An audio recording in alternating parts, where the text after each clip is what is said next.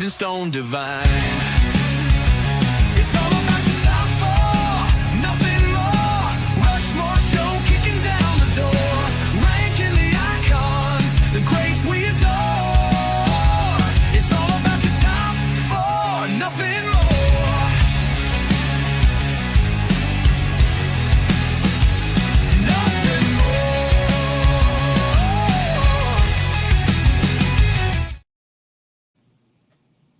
There we go.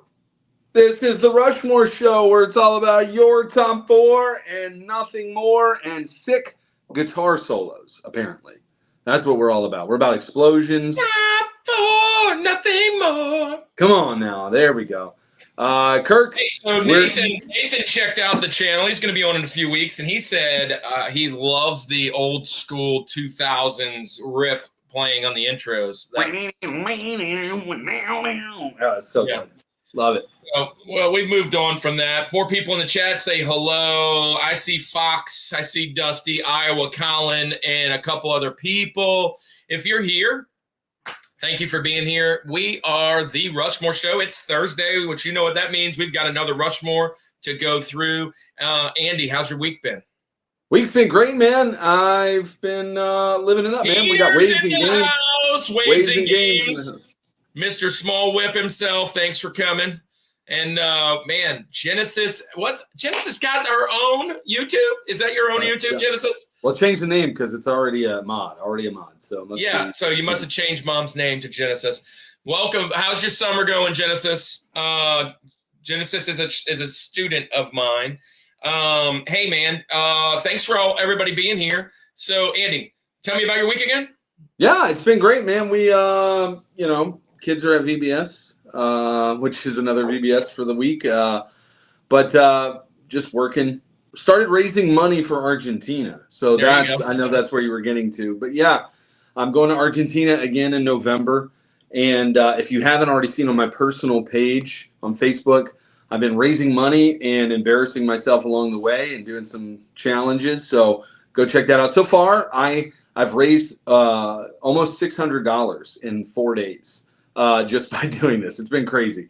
And because of that, I've had to do a gross food challenge where I ate mustard with chocolate, pickle, and peanut butter, and then like an olive with a gummy bear. I don't like pickles at all. So that was disgusting. That was horrible. That was very, very That was bad. the best one out of all of them. Yeah. And then I did a dance to a Forrest Frank song, which was fun, which is actually it's like 1,000 views right now. It's pretty crazy how that happens. And what else did I do? I did a makeup tutorial today. So there was a makeup tutorial that my kids did on me. Tomorrow I'm doing 100 jumping jacks in a public place, probably the grocery store. And then I have to do a spicy food challenge, which there's a guy, my first donor. I saw that. Grows peppers, and we're meeting up Sunday after church, and he has agreed to be with me. Carolina Reaper, huh? And a ghost pepper. So he's got a ghost pepper. Dad in the house. So we're gonna do a spicy challenge. Try to read a passage of the Bible while eating progressively hotter peppers. That's gonna be a lot. And then the big one. I don't know if I've said this yet. I've gotten over 500. 500 was the donor's choice, and the person who got me over 500 is a person in my church, and she has decided that she gets the choice. This bad boy's gone. This bad boy is gone. She said shave the whole beard off. So it's happening next week. It's happening next week. Yeah. I'm going to do it. It's all for missions. It's for Argentina. It's to spread the gospel. Not even fruit rockety black chocolate. Well, what I'm going to do is I'm going to do it in stages. I'll take a couple pictures. So I am going to do a couple. I'll rock a standalone out eventually. Yeah, we'll do some fun stuff with that. So old Orange County choppers. Yeah, we're going to do the Lemmy. We're going to do the Lemmy. We're going to do a lot of fun stuff. But look, it's all to go plant a church, spread the gospel. Hey, listen, you guys have been impacting Argentina like crazy, and this is just a small way. Not everybody. Here's the thing: not everybody gets to do missions. Right. As a missionary here in Atlanta, not everybody gets to go abroad and go do these things. And sometimes, people, business folks, or whatever that just don't have the time or whatever, one way that they can contribute to helping change a life is by kind of fundraising. And what's awesome is you have made it where it is fun, and it's not just fundraising, it's fun raising. And Yeah. I love that aspect. Got a lot of people in the chat. So yeah, hey baby face, Iowa Retro Gamer Dad in the house, Fox Play Gaming.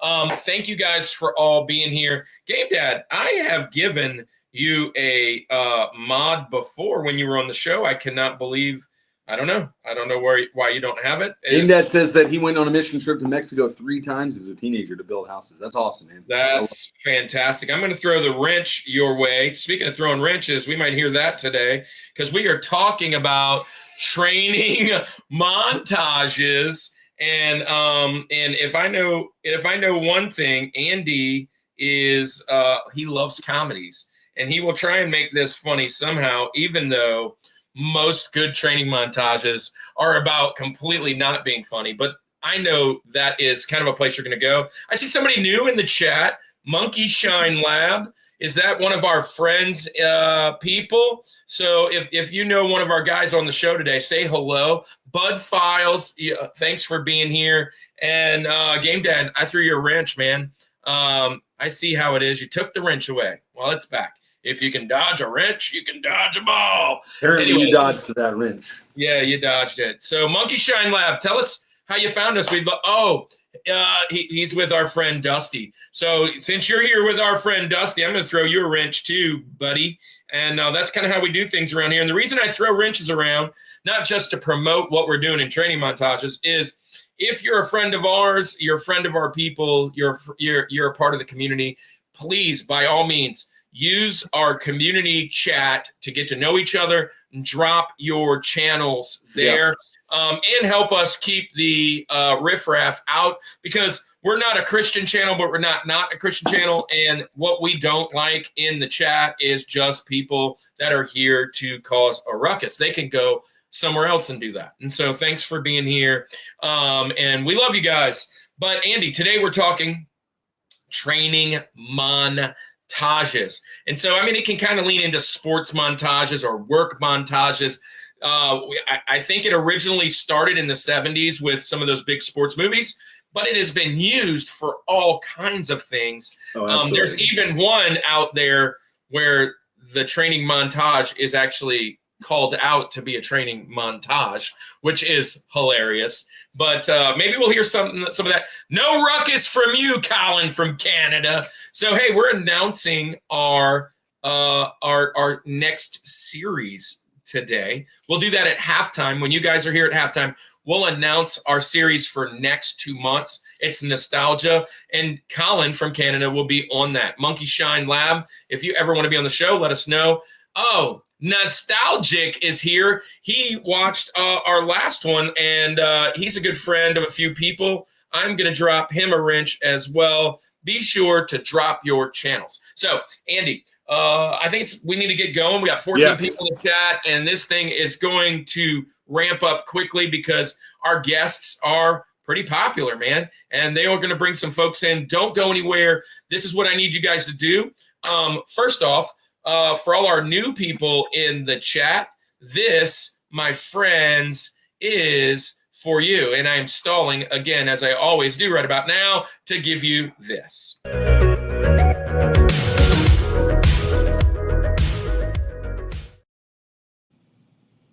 So we call the Summit Squad our community. You're a part of the community. What we would love for you to do is a couple things. Number one, I want you to tell us your least favorite training montage in the comments this week. Not right now. Tell us this week. So once this thing goes live at the end of today, come back and tell us what the greatest or the worst ever is. We call them mores, but the bottom of the barrel. Tell us the worst training montage of all time. Also, what we need you to do is, as you follow along with us, we're going to go 4, 3, 2, 1. Tell us what your 4, 3, 2, 1 is. And if you have to get out of here maybe early and you can't stay for the whole show, be sure to drop the rest of your in the chat. Any likes and shares are absolutely loved. If you're here and you hit the sub, thanks for being a part of the family from here on out. But Andy, let's get this thing going and let them learn what we're doing right now. We're going to training the top 4 training montages of all time. Let's get our guest out here. The dog is pulling me with his toy.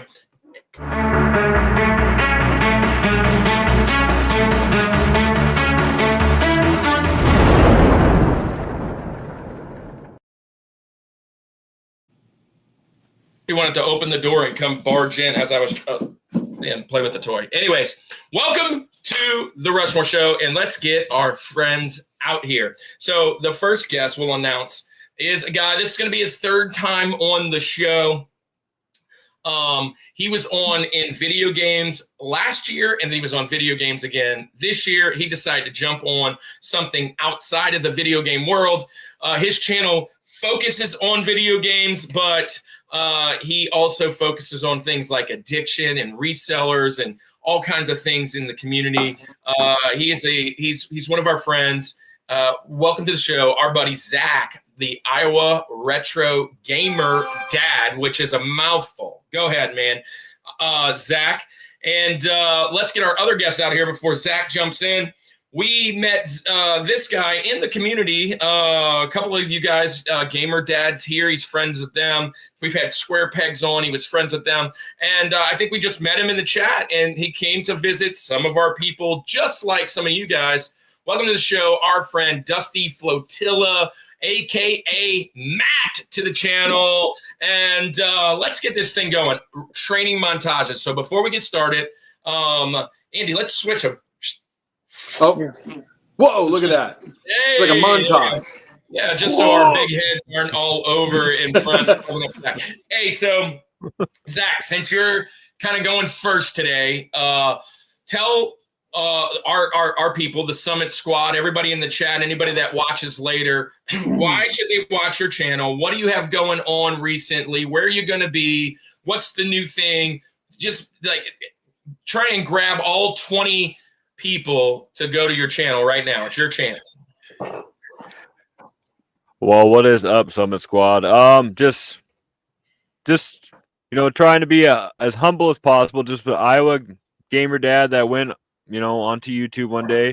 I work a swing shift job, so I had to have something to keep me kind of going at night shift so I could keep on that rotation. So the YouTube channel was the first thing that came to mind. Started off simple, video game pickups, stuff like that. And then over the years, it kind of moved away from that. The channel's ever evolving is what I've said. But I kind of noticed that I was buying games for the wrong reasons and kind of felt like I was more addicted to actually owning this stuff than actually playing it.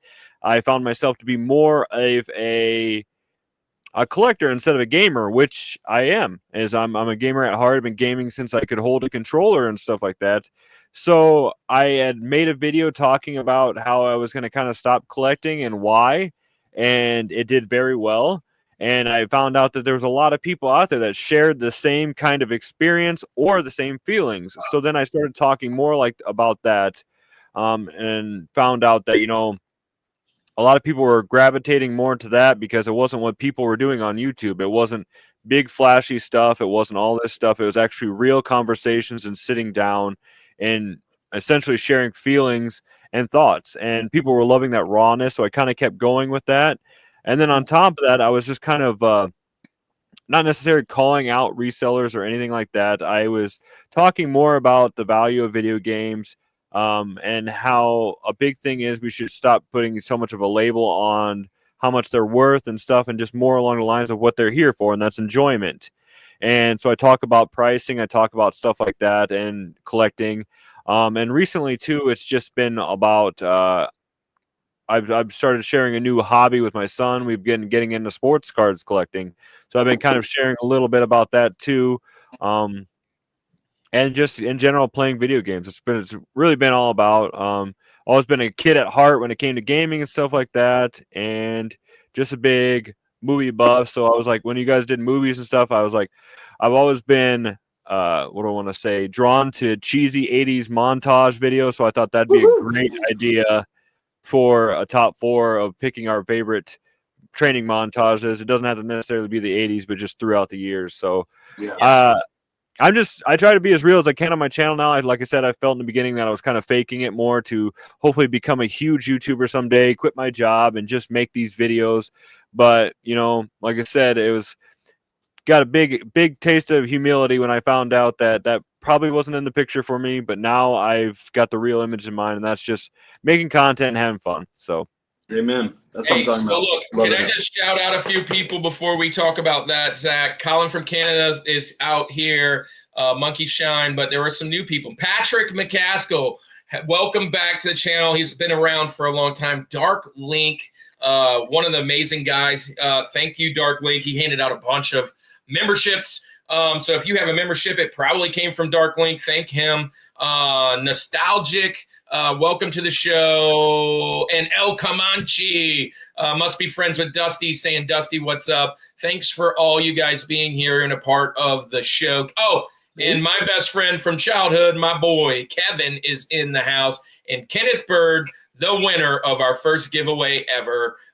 Everybody follow each other. Go and do that. Congratulations, Fox, on almost being hitting your first sub goal. Congratulations, PCG, to hitting your goals.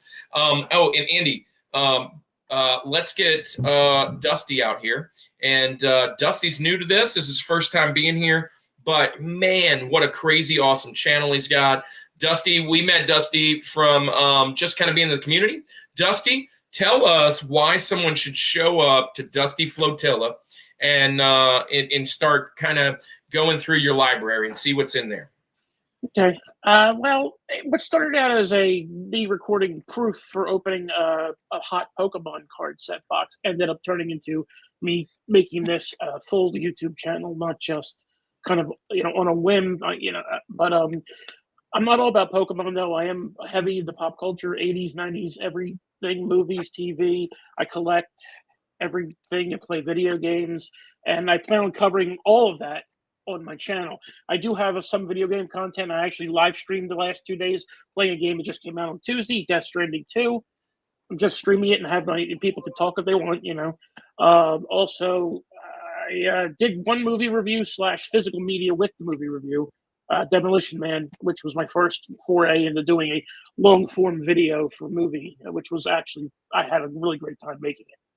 And I'm just excited to be here. And, I just still can't explain how I blew up after 4 months. I'm very new at this, and I'm pushing 8,100 subscribers, it looks like, right now. Oh, so. I love it. I love that, man. Congrats on that. That's amazing. Hey, real quick, Patrick McCaskill has a solid list. Yeah. 4 Rocky, 3 Rocky 3, 2 Rocky 2, 1 Rocky 4. That's easy. That's an easy one. I mean, I can't how debate some that of this list. will look. Yeah. Yeah. So let's get into it. Let's get jumping into the show and moving right along. Oh wow! After 4 months, that is what. Yeah, dude, like 8,000, and yeah, it's crazy. When he first started jumping on here, I think you were under 100, man, and I was like, I remember you mentioned you're like, yeah, they all wanted me to come and make a channel, and then I go and I look the other day. I was trying to find a picture for you. And I was like, 8,000, man, that went fast. But man, congratulations. That's awesome. The content creation is funny. It's cool. But what is more important is the community. 8,000 people's awesome.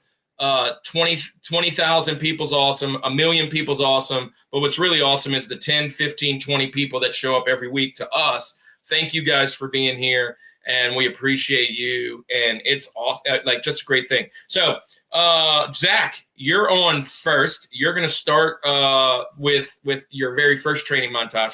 But here's the deal: tell us what is the criteria? Like, why'd you pick these? And because it does matter. Number one, it might be where you're from. It might be how you were raised. If you were raised in the 80s, the 90s, the 2000s, what types of movies you watched, what types of movies your parents watched, what types of movies your friends watched. So when you were putting this together, what made you pick this list? And then you're going to go first. Number 4, what's your Rosie? Okay, so originally the idea was strictly 80s, and I was kind of like, okay, but then like you just said, the movies that I watched growing up with friends, family, and stuff like that kind of took over, and I noticed that there was actually a few from other decades, and even till this day they have some cheesy ones that pop out. So there's a few little bit modern ones, but mine was essentially, it came down to the rival, basically training what it took to be ready to face your rival, whether it was flashback memories or just the cheesy song and then the training for it. So for my Teddy, now this one was featured more on I think I watched this movie, gosh, I remember being back and it, watching it and just being extremely bored one day, and we had DirecTV, and I saw the name of the movie and I was like, this seems weird, but at the time I had nothing else to do, so I picked it up. So I started watching Wet Hot American Summer, and I loved the cheesiness of it, the over the top, funny, goofy stuff. And if you go back and look at it, it was star studded. Like everybody that was kind of starting out at this thing was in this movie. Bradley Cooper and a lot of those other guys. This was one of their first movies. And at the scene, the main guy is trying to get the girl of his dreams at this camp. And, he's trying to do whatever he can. And once again, this is really goofy. But they do like a dancing training montage, and it's over the top. The guy is actually in, I can't remember if it's SUV or SVU or something like that. Plays serious roles, but he plays goofy ones back in here. But it was like a very cheesy dancing montage. And of course, afterwards, he's really cool. He's suave, and he's going in there to steal the girl now, the most popular girl, and he's just kind of chilling, chillaxed, all over a 30-minute training thing. So it was every time I think of good montages, that's one of the ones that always makes me laugh. So this is a good funny one. I mean, right off the bat, you're coming out Paul Rudd, Bradley Cooper, Amy Poehler, Michael Showalter, Janine Garofalo, David Hyde Pierce. I mean, Molly Shannon. I mean, the list goes on and on. 2001 comedy romance. So it's a rom-com. But here's what we love to do in the movies whenever we're talking about movies. 39% on Rotten Tomatoes, 6.5 on IMDb. Not a really high-ranked movie, but on a comedy side, this is hilarious. And I do know the scene you're talking about, the whole dance montage. And about 15 years later, I think it was, they spawned a TV show on Netflix based on the same thing, but the guys had grown up. They're older, and now they had come back, and I think they were like the camp like teachers and stuff like that, the kids that were originally in it. I think it's still available on Netflix to watch. Yeah. So I think it was exclusive to Netflix, and I remember when that came out, we laughed about that too. Yeah, that's great, Andy. What you think about Wet Hot American Summer? I mean, like it was nowhere on my radar today. Nowhere on my radar. So it showed up when I was Googling a lot of lists for montages and which helps me know where you're going today. Because if this came up on your list, there were some specific words you were putting in there. Yeah. So I to be honest with you, have not watched this movie. So this is one that I should see it. I mean, Paul Rudd, Amy Poehler, I love those. Like, I should definitely go watch it. But it is a satirical comedy film. Oh yeah. The 39 on Rotten Tomatoes, 39, but that's respectable. Those are usually the movies we want to watch, though, right? Like anything below anywhere 40, in that 30, 40 range is usually a pretty good movie. Yeah. Well, here's the big deal: the budget was $1.8 million, and it made $295,000. Well, we lost a few bills. We lost a couple. We made a couple stars, though. Lost a few Georges on this one. So, Dusty, do you know this one, Matt? Oh yeah, I remember when it was brand new, and just to help out Iowa Dame or Dad, the cook was Christopher Maloney from Law and Order. That's Law and Order. Wow. That's what it was. Yeah. Yep. He, as Gene, he is hilarious. He talks to like canned vegetables in it, and the guy that's the canned vegetables, the Bob's Burger guy. Yep. So the guy that voices Bob. It's a great movie, and the sequel from Netflix was great too. Oh, I yeah. love that Christopher movie. Maloney is awesome in this movie. Doesn't he have like real long hair and a beard? Isn't he like look like a hippie? Like He He's looks the like cook. actually he's a Yeah. Vietnam vet, I believe. Yep. Is where he has like a lot of PTSD. He's got Yeah, like the bandana around, and like he said, there's a great scene when he's like, it's like he's sitting around the campfire, right? And he like comes up next to a kid, and he's talking about like kind of some old PTSD. That is one of the funniest scenes by him. And you're like he's talking to a can of vegetables, which you don't know why in the movie, but then they explain why in the TV show. Yep. Yeah. All right, man. So, Matt, now you see how it goes down. You've been around a while. What was your criteria? What's your number 4? Rosie, we call it.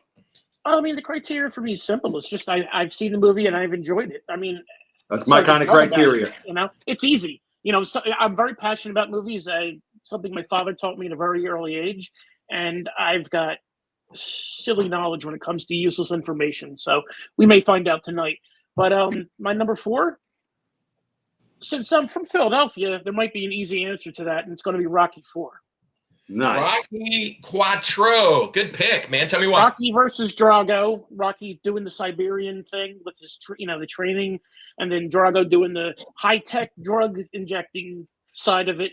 Nature versus machine, basically. Or it's kind of like it's classic. The music in that movie's classic. And that's that whole segment of the montage it's just one of the best, I think, in the series, honestly. Even though I love all the Rocky movies from 1 through 4 and so forth, but it's just it's great. Without like giving it away, obviously, unless you're going 4, 3, 2, 1. I'm assuming you're not going to jump into Rocky again. But to me, no more. It's interesting that you pick number 4 because number 1 is accredited with being the start of what a training montage is in 1977. So like they're saying that potentially Rocky might have been the first, which is awesome. There's a lot you could be like Patrick McCaskill and pick all 4 Rockies and out a list. But Rocky 4, I do like this pick because there's something about the aesthetic of the training in the snow and bearded Stallone. You know what I mean? Like there's something about that just carrying the logs around and like he's literally like a sled dog at one point. Yeah, I mean like it's a good pick. It's definitely a good pick. It was not a Benjamin for me. Only because I have a very small list of Benjamins, so it could have been forced to be a Benjamin if it had to. So, but it's a great pick. Yeah, this is a really good pick. This is a really good pick. I love everything that you mentioned about it. It's like East versus West. I mean, this is a Cold War time frame. A lot of 80s movies was dealing with Russia and some of the Cold War stuff, and of course. When you see this, He-Man versus Rambo, you're like intrigued, right? Because of kind of like the different ways it's happening. I'm here for it. This is I like one of the sawing the log. Oh yeah, and the chopping down the tree. Like you're just doing things just because. Yeah, exercises muscles. Certain muscles. I mean, I guess it does actually. Yeah, it does. But Patrick mentioned it. The KGB's like following him to make sure he's. yeah. The KGB answers for no one. Andy, what's your criteria today? Oh, well, first off, Zach, what do you think about number 4? Is this a good pick? Yeah, it's a good pick. Loved it. I remember it was like my first experience of being introduced to what synthetic steroids probably was, because I remember being a kid and being like, why are they injecting him with stuff? And then I can't remember, one of my parents was like, well, that's the blah blah blah, make him stronger. He doesn't have to work hard for it. It just gives it to him, basically. That was the Captain America serum. Yeah, basically. And so that's I just remember that scene, and then obviously just the rawness of him, running through the snow. Oh, Jessica coming in hot, cool runnings, dodgeball, Rudy, and $1 Million Baby. Those are good picks.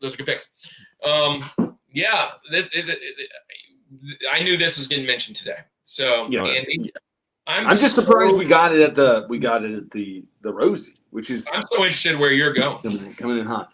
Yeah. All right. So to me now, criteria. I very much like Matt.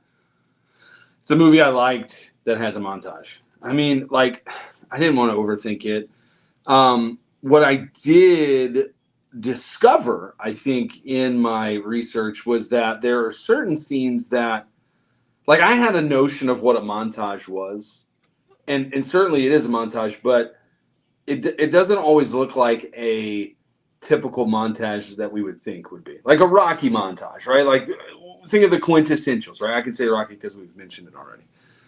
And but these are movies, and training is all a part of them for sure. So I don't think I have any controversy tonight at all. I think I'm gonna be pretty unscathed tonight as far as that stuff goes. The only one that maybe potentially is this Rosie, and because of what I was just saying, like montage, we have a kind of a notion of what it could be. But I'm going to start with my Rosie, actually my oldest film of all of them. This is a iconic saga, plethora, barrage of movies that continue to come out to this day. But out of all of the things that have come out of this, I mean, there's been so many things that come out of this. This is the best one, in my opinion. And when I thought Training, I thought this for sure. This is what surprised me, that this is technically a montage, but I'm going to go Yoda training Luke Skywalker in The Empire Strikes Back, right? And here's why, right? The training of Luke Skywalker by Yoda. I'm reading a little blurb that I pulled from the internet.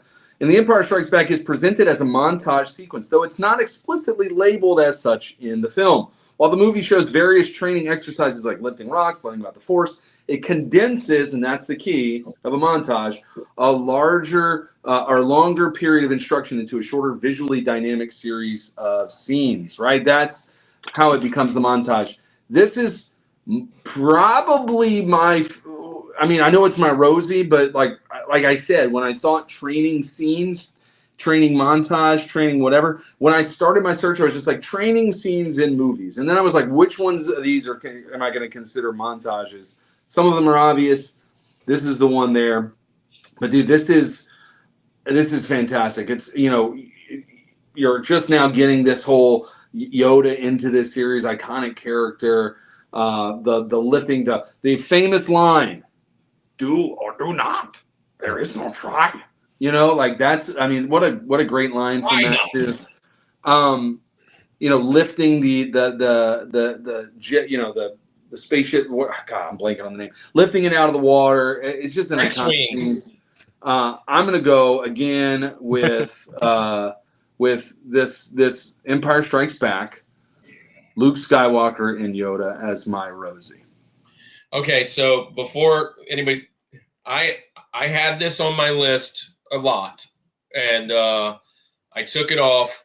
Kind of why it was, I felt there were better montages For sure. And so I kind of like moved it down the list. It was in by Benjamin's today. So this is the first Benjamin being knocked off for me today. But I also kind of assumed that the guy below me would, if anybody's going to pick it, it's going to be him. I mean, his son's name's Anakin. I mean, come on. If anybody does a Star Wars today, it's got to be Zach, right? And so I'm going to miss out on this one because I took it off last minute. But, you know, I'm a Star Wars guy for sure. Yeah, there you go. There you go. So good pick. So I have Darth Maul back here too, but I don't want to take him down because if I do, everything falls down. But yeah, all right. So without giving anything away, potentially, I'm assuming. Oh, that's a Twitch guy over there. It looks like a bot or something. It's a bot, yeah. So Nostalgic says Bloodsport or Kickboxer had some great montages. I agree. Dark Link, Ninja Turtles, okay. Fight Club, okay. Karate Kid, all right. And don't say that too loud, Dark Link. Mulan. The greatest war movie of all time. Greatest war movie of all time. Guys, down below, what do you think about? I know that we said you guys are going to like these things. So Yoda. What do we think about Yoda and Empire Strikes Back? Do you agree that Empire's the best of the series? Anybody on that in that camp? I'm there, but I am. Is it the best movie? Yeah, me too. Yes. My favorite. Is it my favorite? No. yeah. It's definitely one of the. I think I've talked in the past about how even though it's technically movie number 5, it is to me voted as one of the best sequels of all time because I mean, Yeah. A New Hope It was on my amazing. Rushmore of sequels that were better. Yeah, New Hope was amazing. Empire Strike Back took everything that was and added way more. Yeah. So Fox, kinda like I agree. I'm more of a Jedi. But Yeah, Return of the Jedi. And it's the same with that. Return of the Jedi was more of a favorite. All that. Mm-hmm. I love the toys, the Ewoks, the speeders from the Return. It's the Ewoks. I get it. Yep. It's as a kid, man, that was just so cool. Forest Moon of Endor. But finding out the whole thing that happened in Empire was one of the biggest twists in motion picture history, especially in the sci-fi side of things. Yeah. So Dusty was holding up his shirt. Speaking of holding up a shirt. Yeah, go ahead. Go Tigers. Go ahead. Go for it. Go Tigers, baseball national champs. There you go. What, Got 8-time? 8-time? 8-time. Not 7. Not 7-minute abs. 8-minute abs. 8-minute abs. So, hey, so Dusty, Matt, you like this? Obviously, you're wearing a Mandalorian shirt. Is this something you like? Yeah, most people that know me personally and have known me at least, I am probably that's one of my biggest franchises I've always loved. I mean, part of the reason I also like Empire was it was the technical live introduction of Boba Fett, not the first introduction. Yeah. And I have 2 Boba Fett tattoos that I've had for more than 25 years. In fact, I have that. There you go. All right. And the other one is right there. If you can see it. Whoop, wait, hold on.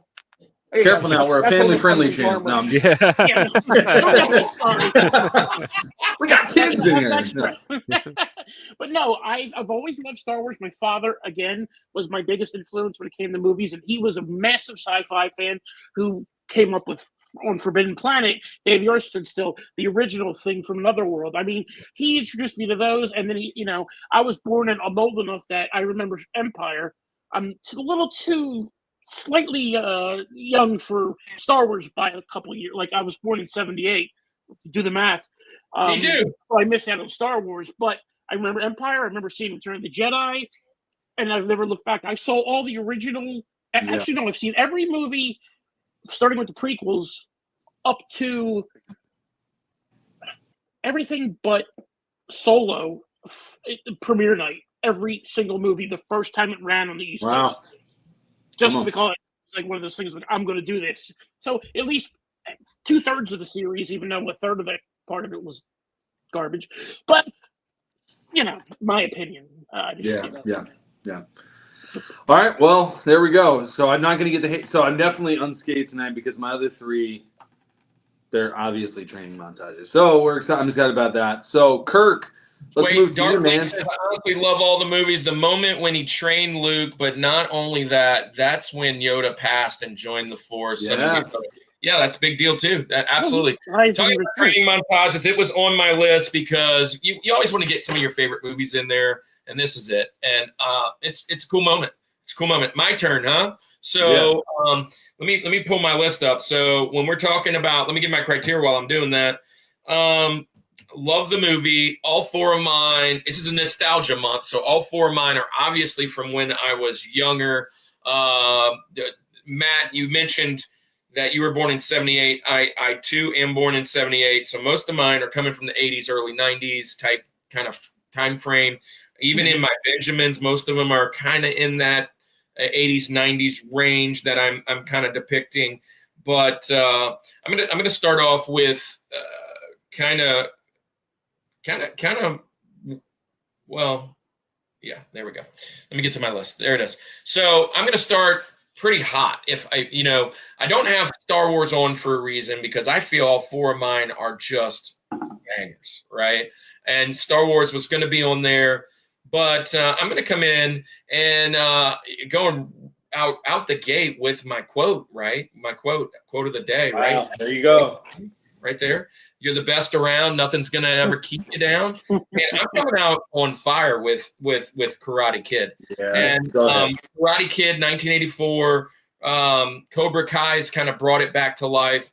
But Karate Kid's one of my favorite franchises of all time. The number two movie, Glory of Love. I tried to get that to be my wedding song, but my wife wasn't having it. But you talk about 89% Rotten Tomatoes, right? Great movie. So let me tell you why the montage is important, right? So Daniel thinks, I kind of got some notes. So Daniel thinks he's just doing chores. So like he's waxing the cars, wax on, wax off. He's sanding up, down. He's catching flies. He's doing all that. But what ends up happening, it transforms him into what we see in the Karate Kid. Mr. Miyagi is an awesome character in this. I can't wait to see the next one. I haven't really kind of followed any of the ending to the last Cobra Kai.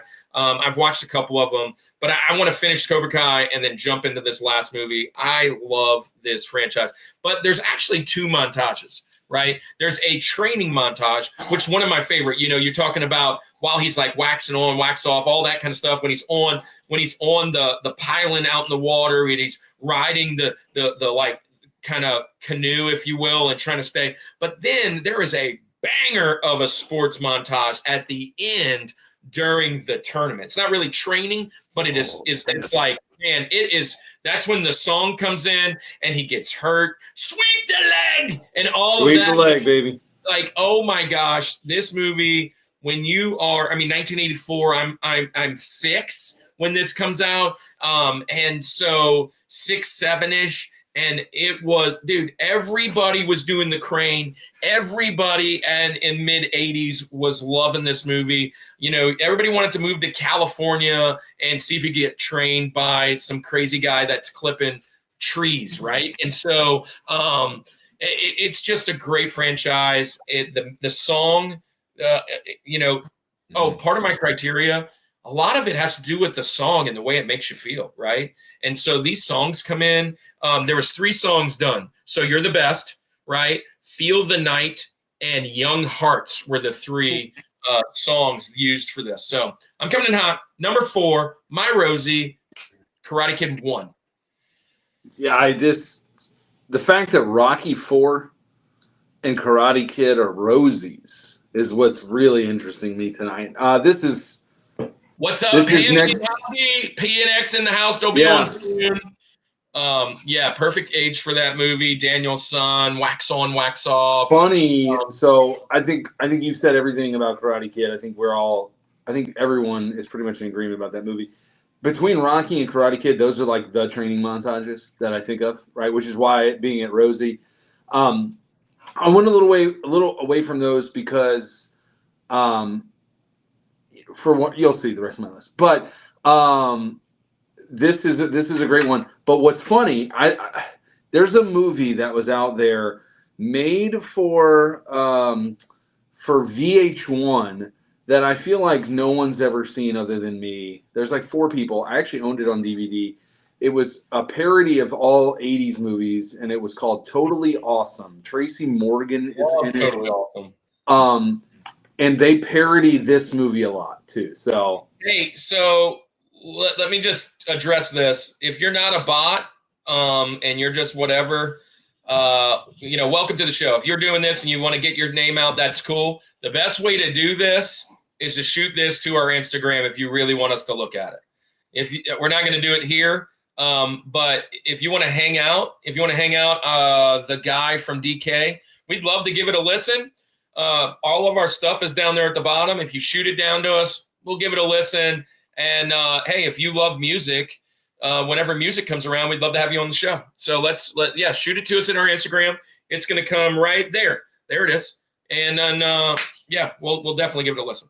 So, Colin, put them in the body bag. Yeah, that is a classic line. Yeah. So, boys below, without giving away your thing, page not found. Page, just look up The Rushmore Show. Maybe I need to fix that. Maybe, yeah. We might have changed it to clean it up a little bit. Just look up The Rushmore Show on Instagram. You'll find it. It's the same logo, right? This logo right here. Look, right here. Actually, it's me and Andy playing video games, I think, in a blue. It is, yeah. So, all right. Zach and Dusty. Yeah, we love anime. I mean, we don't love it. We've done anime, though. But, yeah, shoot it over to us. We'll look at it. We've got a ton of friends in Culture Box that would like it, too. So, yeah, shoot it over. Zach, do you like Karate Kid? Oh, yeah. Banzai, Daniel-san, banzai. Oh, dude. No, every time I see a bonsai tree, I feel like I missed my calling. Like, I've always wanted to have a bonsai tree, like, in my window in my kitchen, where I just walk over with some little, like fingernail clippers and just, like. Yep. Yeah. But, yeah, like you said, whenever, if you say, oh, Montage, I think, Rocky movies and Karate Kid, yeah, like I said, the crane kick and stuff like that, because we always joked about that, even at the swimming pool, stuff like that. When we jump off, we do the crane kick, like whatever, of the diving board and stuff. And it is literally like, yeah. This is one of the first movies that would come to my mind if anybody ever mentioned Training Montage, and it's a great movie. And I mean, obviously, it's still going on to this day. They're still making them, they're rebooting them, they're still making TV shows. The TV shows hit. It's huge. I still need to watch a couple of the seasons and need to catch up. But the way they still got Russo still doing all the stuff too and still in it, it's amazing. And it was really sad to hear about his passing a few years ago, Mr. Miyagi, and everything with that too. Yeah, well, what I do love, just a side note, is that these guys, what's Zabka and Machio and all those, they've invented their careers. They almost all died away from this because they were all typecast, and now this show has just brought them back. And Zabka, he's like doing other stuff now. So anyways, guy from DK, we are talking about training montages. We rank your top 4. So welcome to the show. We rank your top 4. We're only in the 4th one. We're about to jump into number 3. We go 4, 3, 2, 1. So if you want to hang out, what's the best training montages of all time in movies? That's what we're talking about. Colin, and then after that line comes the really creepy line. Yeah. So back to Zach. Zach, you're up. What is number 2? Well, your second pick, number 3 on the list. All right. So I've seen actually a few people mention this earlier, and I was like, dang it, I really thought this was going to be one that people really didn't think about. And just for future reference, we stayed away from the Star Wars ones because I thought that'd be a little too predictable. So I kind of went with more of the nostalgia ones. But somebody had mentioned it earlier too, and I had to go with this was whenever I spent the night at my buddy's house. There were 2 brothers. They're about the same, about 14 months apart. This was one of our go-to movies every night that we'd watch when we spent the night there. But I had to go with Cool Runnings. Nice. Specifically when they were, they're going to do it. They got John Candy on board to train them, to get them ready for it and stuff like that. And then they played the Jamaican themed music, and they were just had them going. Team. Yeah, and then going down the hill, in that old little whatever that even thing was, and then just working on running, doing everything. It was just absolutely amazing. I still I love this to the day, and I hear that song actually every once in a while pop up on nostalgia stuff, on playlists and Spotify's and stuff like this. And it's just it is literally I really wish, they talk about rebooting and redoing movies and stuff like this. And I think that if they did something with a modern day thing, I think that would be kind of cool with this one. But yeah, Cool Runnings definitely had to do that. Absolutely love that scene. Yeah. This is great. If you can't do this in under 6 seconds, whatever. And he's like, again.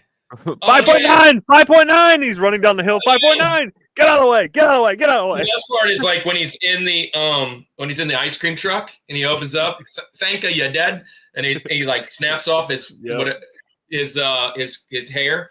Another Benjamin of mine. It was potentially on my top 4 because this is probably, if we ever did top 4 sports comedies, this is in the running. Cool. It's in a cool running. It'd be a good one. Pencil that in. I love this movie, and I actually watched this whole montage like earlier today because I was like, let me see it again. Yeah. The music's fun. John Candy, gosh, so he's not underrated. He's well missed.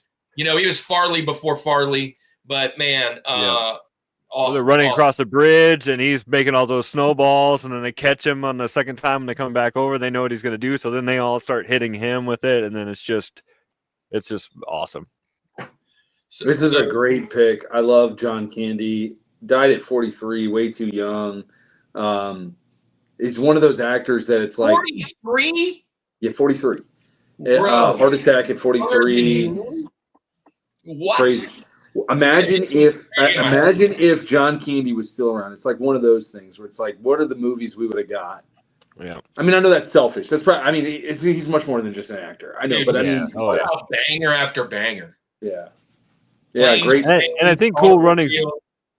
Oh, Cool Runnings! I think is one of the few movies too that I think it actually has 2 training montages. It's them getting ready to get qualified, and then on the end there too to beat the Sweden or the Swiss.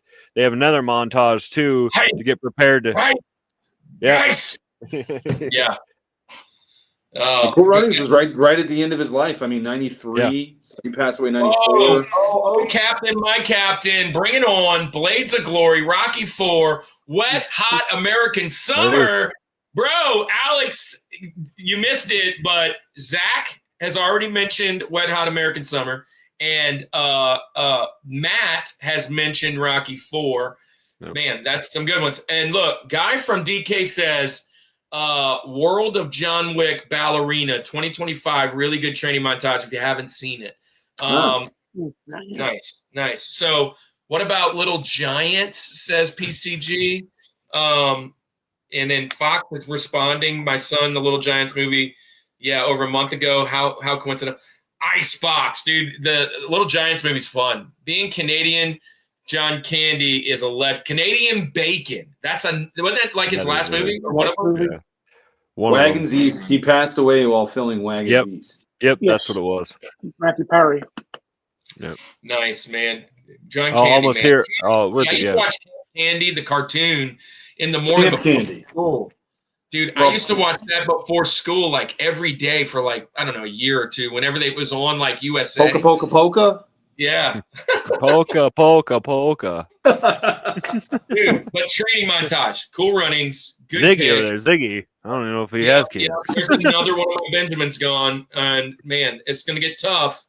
Here we go. Matt, where you at? You got your TJ Jazzy Jeff. What you got? The comment on Zach's real quick. Yeah, Great sure. pick. It was going to be on my list. It didn't make it on anything on my lists. Only because doing the research and what I wanted to, compile the good ones I really wanted, it was everywhere. Everybody considers that one of the, literally probably the top 10. It's in there somewhere. So I'm like, it's a little too common, even though, I'm sure there's bound to be other ones of overlap here sooner or later, like we had some, other ones. So we'll see. But my number 3, this is the one that I don't think anybody's going to get, but we'll see. It's a movie comedy made by the director of all the Ace Ventura movies, Steve Odenkirk. He also stars in this movie. The movie's called Kung Pao: Enter the Fist. Yeah. And if you don't know it, basically he bought a 1976 karate flick that was called Savage Killers. Nobody knows this movie, and he basically inserted himself and other actors that were made to look like some of the characters, so they kind of blended in other scenes and So it's not done super well, but it's funny as all anything. It's amazing. Every time I remember the first time I saw that, I think I couldn't breathe. I was laughing so hard at one point at one of the scenes, just because. And the story's silly. The training is silly. Everything about it is ridiculous. But it's such a fun movie to watch. It's one of those, you don't have to think about it. Just having a good time. It's a guilty pleasure, dumb movie, but it's just, it has to be. That's why I figured nobody's going to pick this, because like I don't know anybody that's ever seen it half the time. Though I heard a laugh, so I'm sure it's not just me. You shall call me Black Betty. Isn't Becky a girl's name? Dude, I was hanging on to this for the Benjamins, knowing no one was picking this. Dude, what's hilarious is this movie is perfect for our show, but this is the type of movie that I just like secretly love, but I have to wait till the wife goes to bed because she will never in a million years get through 10 minutes of this. Never. Yeah. Dude, that is awesome, bro. Yeah, Kung Fu Pain is actually on our thumbnail, guy from DK. And welcome back to the show. I meant to say this hello to you earlier, Sean, but those 4 are banger. Oh, 3 Amigos. That wasn't on my list. I forgot about that. And if Wayne's World is ever going to be on a show, you know it's coming. Wait, I got to put that way. I got to put that way. Oh my gosh, dude, listen. Kung Pao, Enter the Fist is a fantastic movie. Yeah, it is. To foreshadow, I don't know if this will make my list. Potentially Benjamin's later. So we're talking about Blockbuster rentals later. I rented this movie for a solid 6 months, just in a row, because I kept watching it. It's such a face-to-foot style. How you like it? I love this movie. We trained it wrong on purpose. Yeah. Boring. Dude. This movie will never be made again. It will never be made again. No, it can't. It can't at all. It's so bad, but it is so good. Until the PC police stop, you'll never make this movie again. Come down. We don't want anybody else to lose their big toes. It's such a good guilty pleasure. Your shirt is blue. This is what this is all about, man. What is the chicken go cluck cluck, cow go moo? How about you? Oh I'm my gonna watch this movie right now. Just thinking about this makes me want to just laugh and choke. Oh, Yeah, I love that movie so much. It's so funny. It's so stupid. It's funny. Man. I am bleeding, therefore making me the victor. The voiceover is the best of most of that movie. That's Something dubbed over the actual footage of the Kung Fu That's a lot of nuts. I think I lost it on that, actually. I think that's what made me lose it. That's a lot of nuts. Dude, this I have to go rewatch it. By Morpheus in the Matrix is a pretty cool one. It's definitely a pretty cool one. Finger point. Is this streaming anywhere? Is it? Kung Pao, Amazon Prime. I mean, yeah, you can get anything there, I guess. Yeah, I remember we used to quote that one a lot, and then I remember when Kung Fu Hustle came out. That was another good one that we loved. Awesome. So Awesome. Great one. I'm only soccer one, the one they play soccer. No, that's Shaolin Soccer. Yeah, Shaolin Soccer. Is the same guy who made and starred that was his next movie after Shaolin Soccer. Yeah, Kung Fu Hustle is really good. Yeah, a love letter and a great movie to Kung Fu. It's less parody than the Kung Pao, obviously, because an American made that anyway. But Stephen Chow did some great movies like that. Those 2 movies are phenomenal. Taco Bell, product placement to Taco Bell. burrito. All right, we gotta stop talking about this movie because it's fantastic. You win. My nipples look like milk duds. Andy, you're up. Oh, am I? Oh, yeah, it is me now. All right. So Sean, Real Life Perspectives in here. I think he's really gonna appreciate this one. There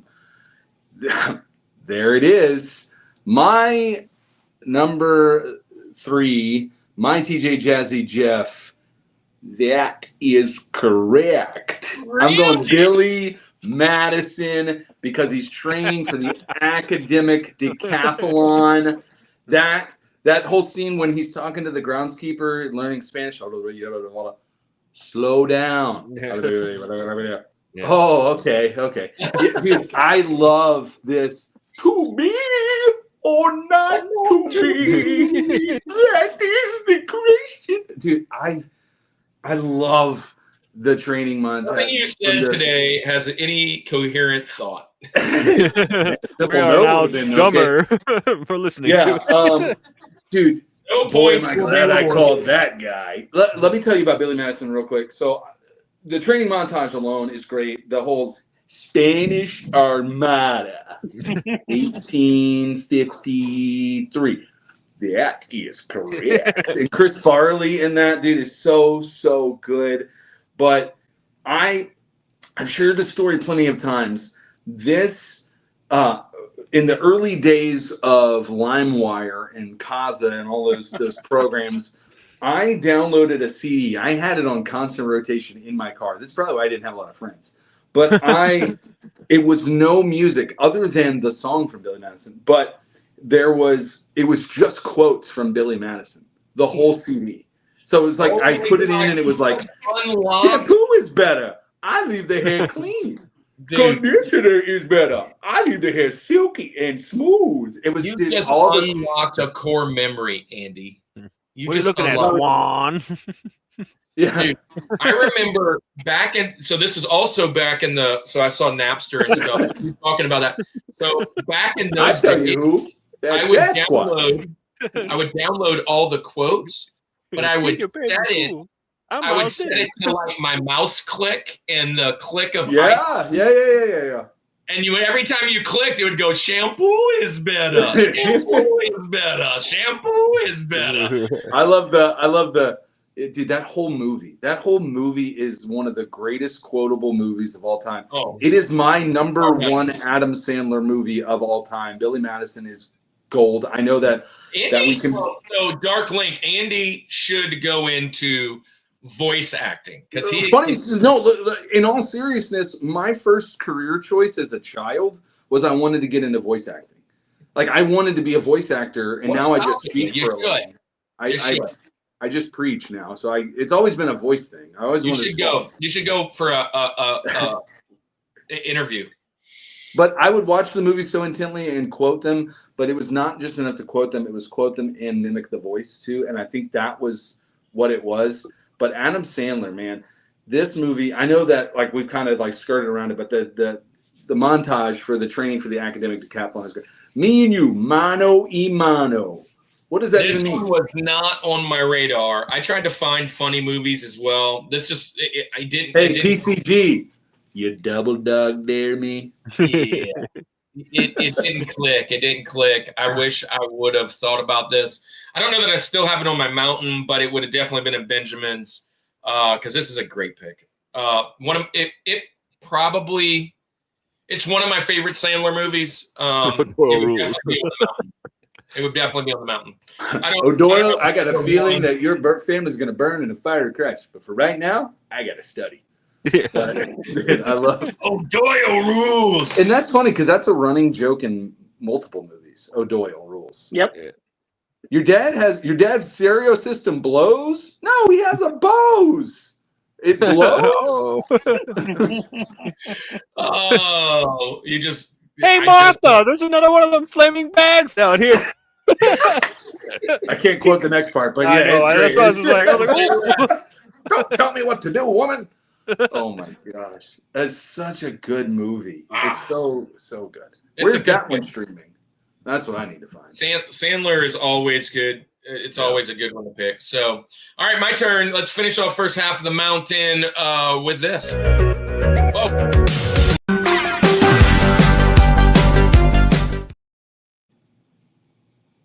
Welcome to the Summit Squad, everybody. Didn't mean to do that, but yeah, Crushmore.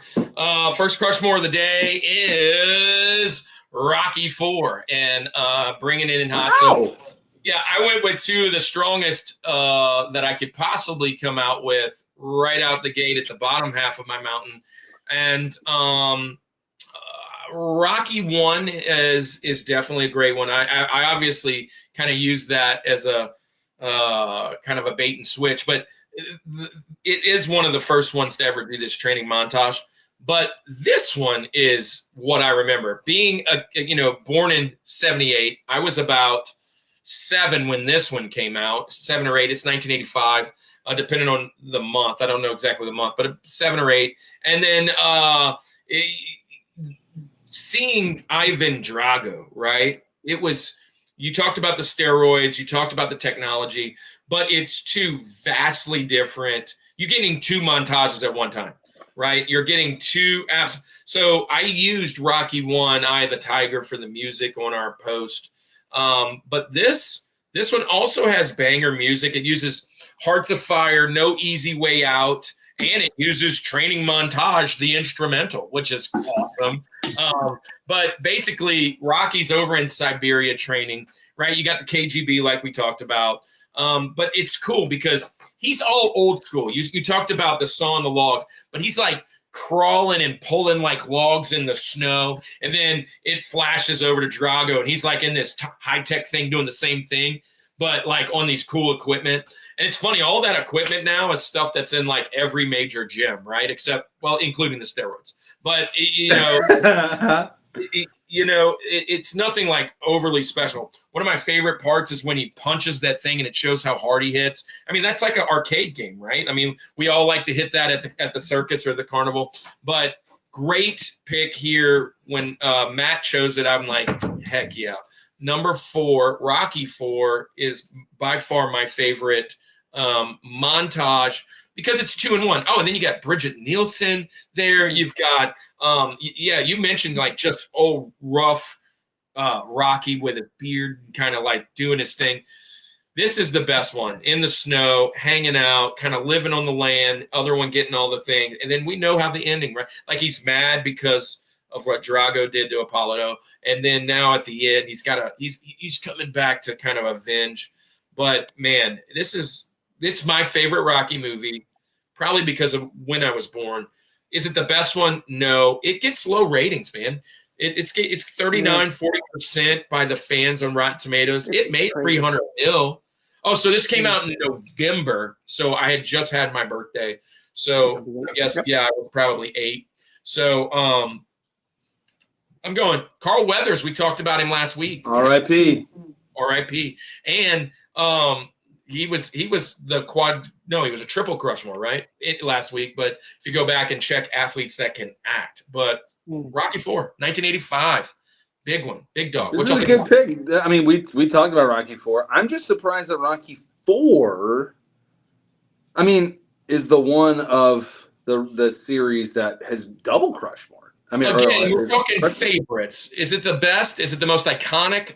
No, it is definitely my favorite. What I'm saying is, it's interesting. Like, I'm interested to see, and don't give it away. Do we have half of somebody's list as Rocky? You know what I mean? Is because that's going to take a lot of real estate. Which again, like, take real estate. List, I'm cool with it. It's valuable real estate there. But good stuff, man. Carl Weathers and Happy Gilmore was. We've already mentioned a lot about this one. Oh, by the way, hello, David. And as I saw you in here in the chat earlier, and I kind of forgot to say hello, and that's rude of me. Hello to David. Thank you for being here. Thank you for being in the chat. Carl Weathers and Happy Gilmore was crazy. Hey, the You're Rocky gonna die, game. clown. Hey, Francisco, don't go anywhere. But yeah, the Rocky game Punch Out is the most iconic. Okay. Yeah, I mean, it is kind of based on Rocky, isn't it? With the little guy. He's kind of like the Italian stallion, Little Mac. But, hey, we've already kind of talked about this. You got anything else to add? The big thing is, like somebody else had said, I still quote that to this day, like some safety stuff at work. Like, should we really be going and doing that? And like, if he dies. It's just like we just sort of joke around and stuff like that. But yeah, it's break you. Yeah, I love break it. you. Oh, Yeah, it's good. He doesn't even have very many lines throughout. I think there's only 2 lines throughout the whole movie too, or something like that. So he doesn't That's say right. much. he was a fairly new actor. Yep. He was really brought in for his body and size. This is why Yeah. He-Man bombed. This is why He-Man bombed. He wasn't an actor. And so, yeah, they pulled him in for what he looked like. If you look at his much later movies, he's much more like polished, if you will, as an actor. But He's kind of like Arnold and Lou back in the day too. Weird. Thanks for being here. Y'all need to do a slapstick comedy. We've done comedies. We could do a slapstick. Dave, maybe you could come on and do it with us. Yeah. That would be great. So, hey, we're halfway. And because, Francisco comes and hangs out every once in a while. Love Francisco. He's a part of our Culture Box family. And I think we shouted him out last week, didn't we? Maybe. But I do want to shout out Francisco. Guys, Francisco, last week I talked about it. He is launching July 31st, July 30th, July 31st. You can correct me in the chat. Francisco, don't call him Roy or anything else. He is the inventor of Junkyard Juggernauts, the creator, the owner, the proprietor, the CEO, and everything in June 30th. June 30th. So we are like 4 days away. Wow.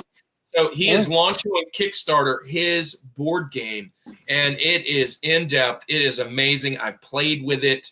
I've had some time online with it. There's a lot of rules. There are a lot of things. If that's something you like, something more in depth, and he has a couple different versions that he's kind of doing. I've watched it grow online, him designing it. Guys, go and support this. Francisco, do me a favor. Drop in the chat right now. You've got a thing. Drop in the chat where they can go to find it, the link. Last week, I actually went there and kind of scrolled up and showed them some of the pictures. But put it in the chat for me, Francisco, for them. And everybody go over there, hit the notify to be notified for the launch. And if you guys want to be a part of supporting someone that's amazing, there it is. Go and support, our great friend and these endeavors, man. I've been watching. This is like a kind of a, not just a hobby, if you will. This has been a passion of his for months. I mean, probably almost a year and a half, 2 years I've been watching you do this, Francisco. I almost called you Roy. But you, man, something to be seriously proud about.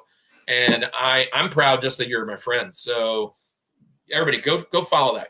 Almost 2 years, I figured. So go follow that. So next thing that I want to talk about, let's talk about Culture Box, since Francisco's here. Culture Box. We are going to have a couple Culture Box friends on next month. And those Culture Box friends are the Cellcast and our new guy from Monster Island Vault and Henshin Power V3, Nathan Marchand. They're both going to be on our show in a few weeks. And they're going to do Henshin Heroes, which I had to look it up, dude. It's like Transformers and all that kind of stuff. So we're going to do that with those guys. But before we get to that, let's announce one of our other friends, a part of Culture Box. These are all our Christian creator friends that support us. We support them. And it would be a huge honor to go check all those guys out and follow them. Yeah, let's give a quick shout out, since you shouted out two other ones already verbally. Let's do the commercial for our friends Dallas and Celeste over at Geek Devotions. Let's check it out. Yep. Geek Devotions is a collaboration of devoted geeks that are devoted to letting people know that they are loved. They produce a weekly geek culture infused devotional, their podcast content, and written articles, all designed to encourage and challenge people in the geek community, bridging the gap between their faith and their geekdoms. Find all their content at geekdevotions.com.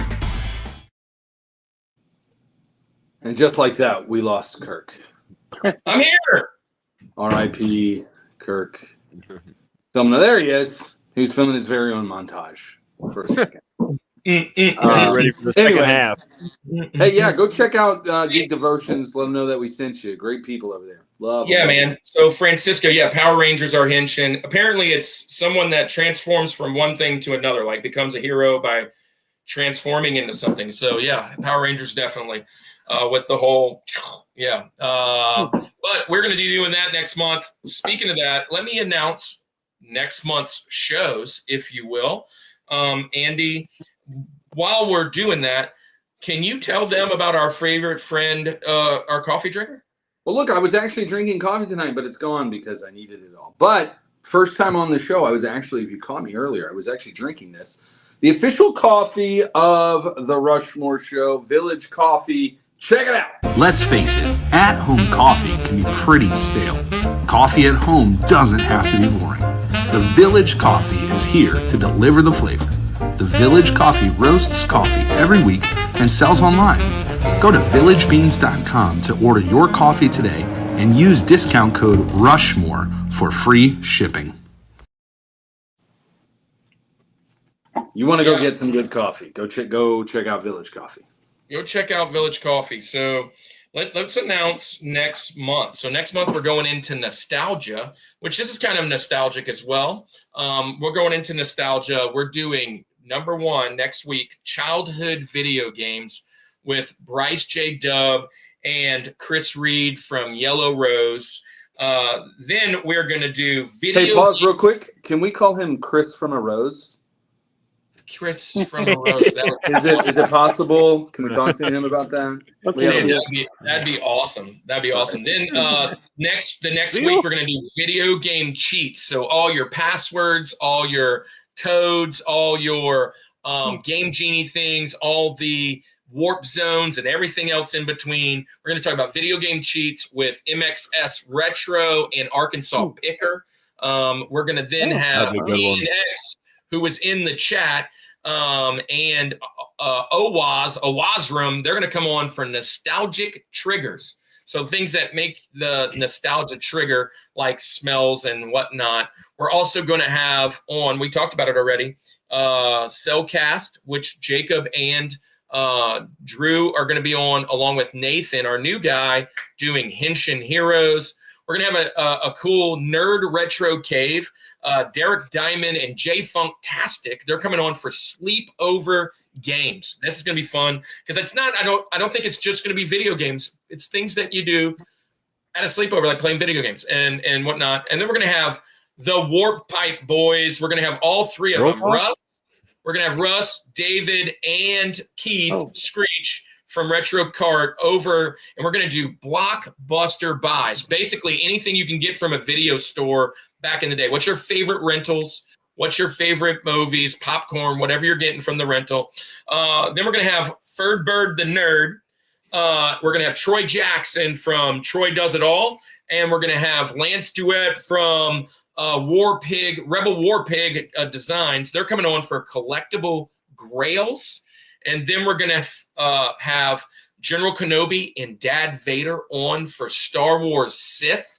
And then last but not least, our two retro buds, Colin from Canada, who was in the chat, along with Jason Nupp from the New 80s Revolution. We're going to do Retro TV Dads. And it's going to be a wrap for our nostalgia series. Guys, there are all those are out right now in the live to go to. Please go over there, hit the notify for each one of them, hit the like, and drop a comment if you can. Matter of fact, you can already start dropping your least favorite of all of those as a comment in all of them. The AmCam connection, on the Rushmore Show. Koi Fish is in the house. Koi Fish is such a great channel, another video game channel. Go visit Koi Fish out. Koi, you already have a wrench. You can drop your channel in the chat. Plays on all original hardware. Yeah, he does everything on original stuff. A really cool channel. Go and check out Koi. And the last thing, before we get back into this, and Zach, be ready because you're up. We go to conventions. we're not a Christian channel, but we're not a Christian channel. Andy and I are both pastors by trade, and teachers, ironically, dads, coaches, we do it all.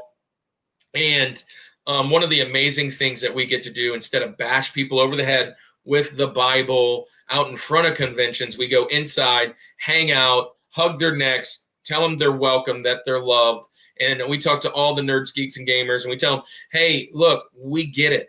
We're on this journey together. We love you. You're a part of our guild.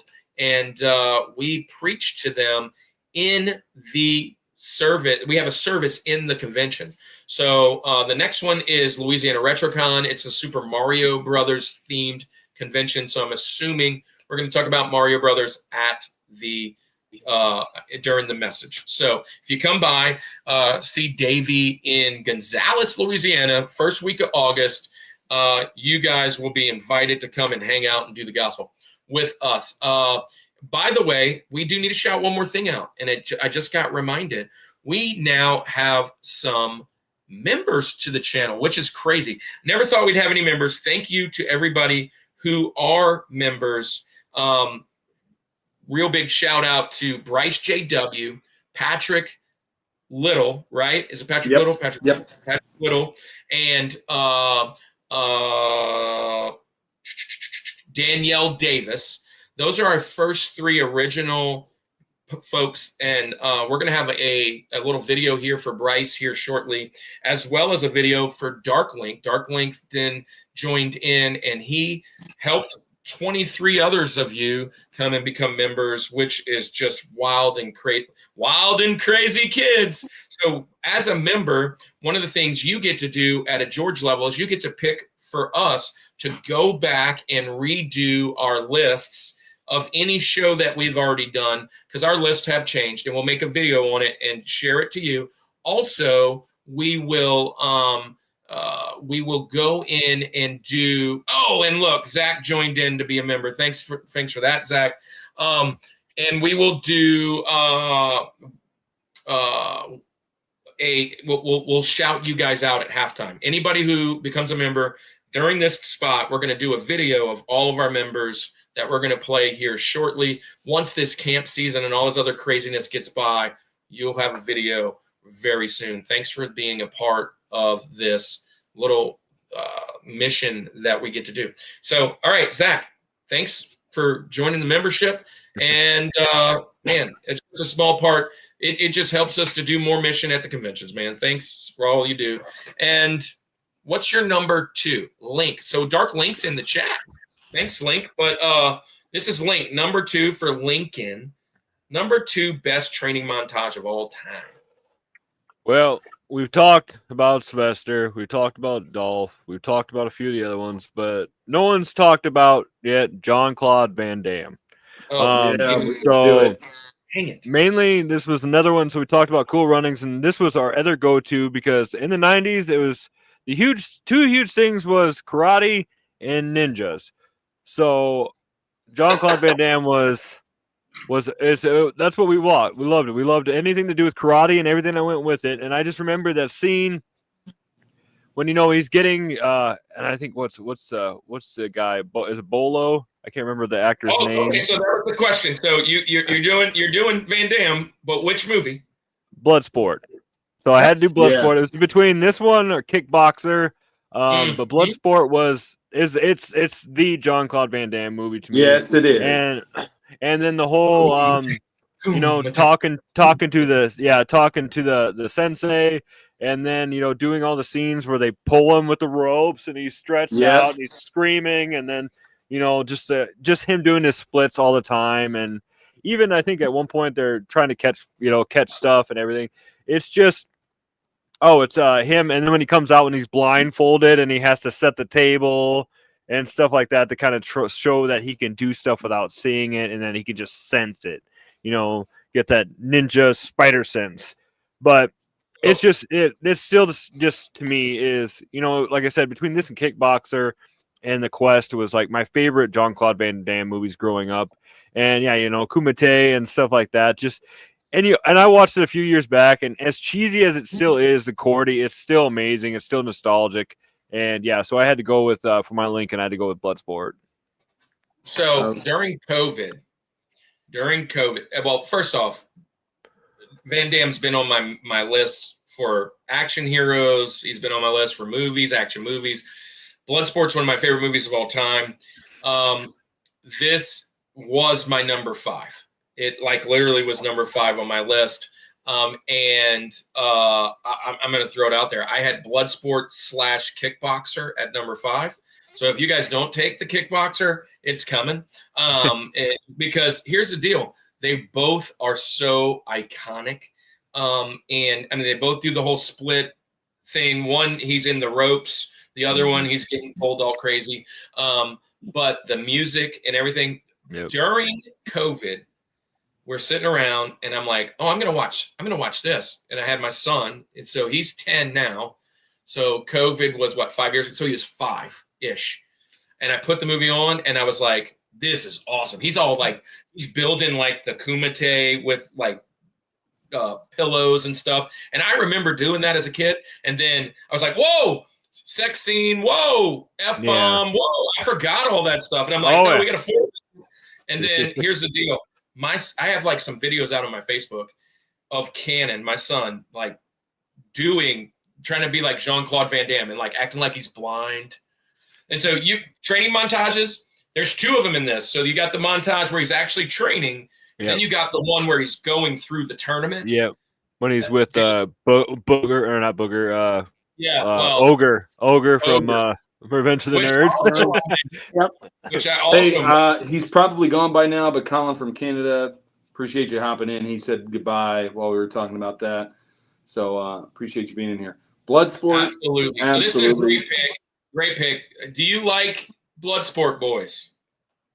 Absolutely. This is a fantastic movie. Have you seen the video where they loop Jean-Claude Van Damme running and chasing the guys to the Mentos song, and they make a Mentos commercial out of it? Oh, yes. It is beautiful. It is.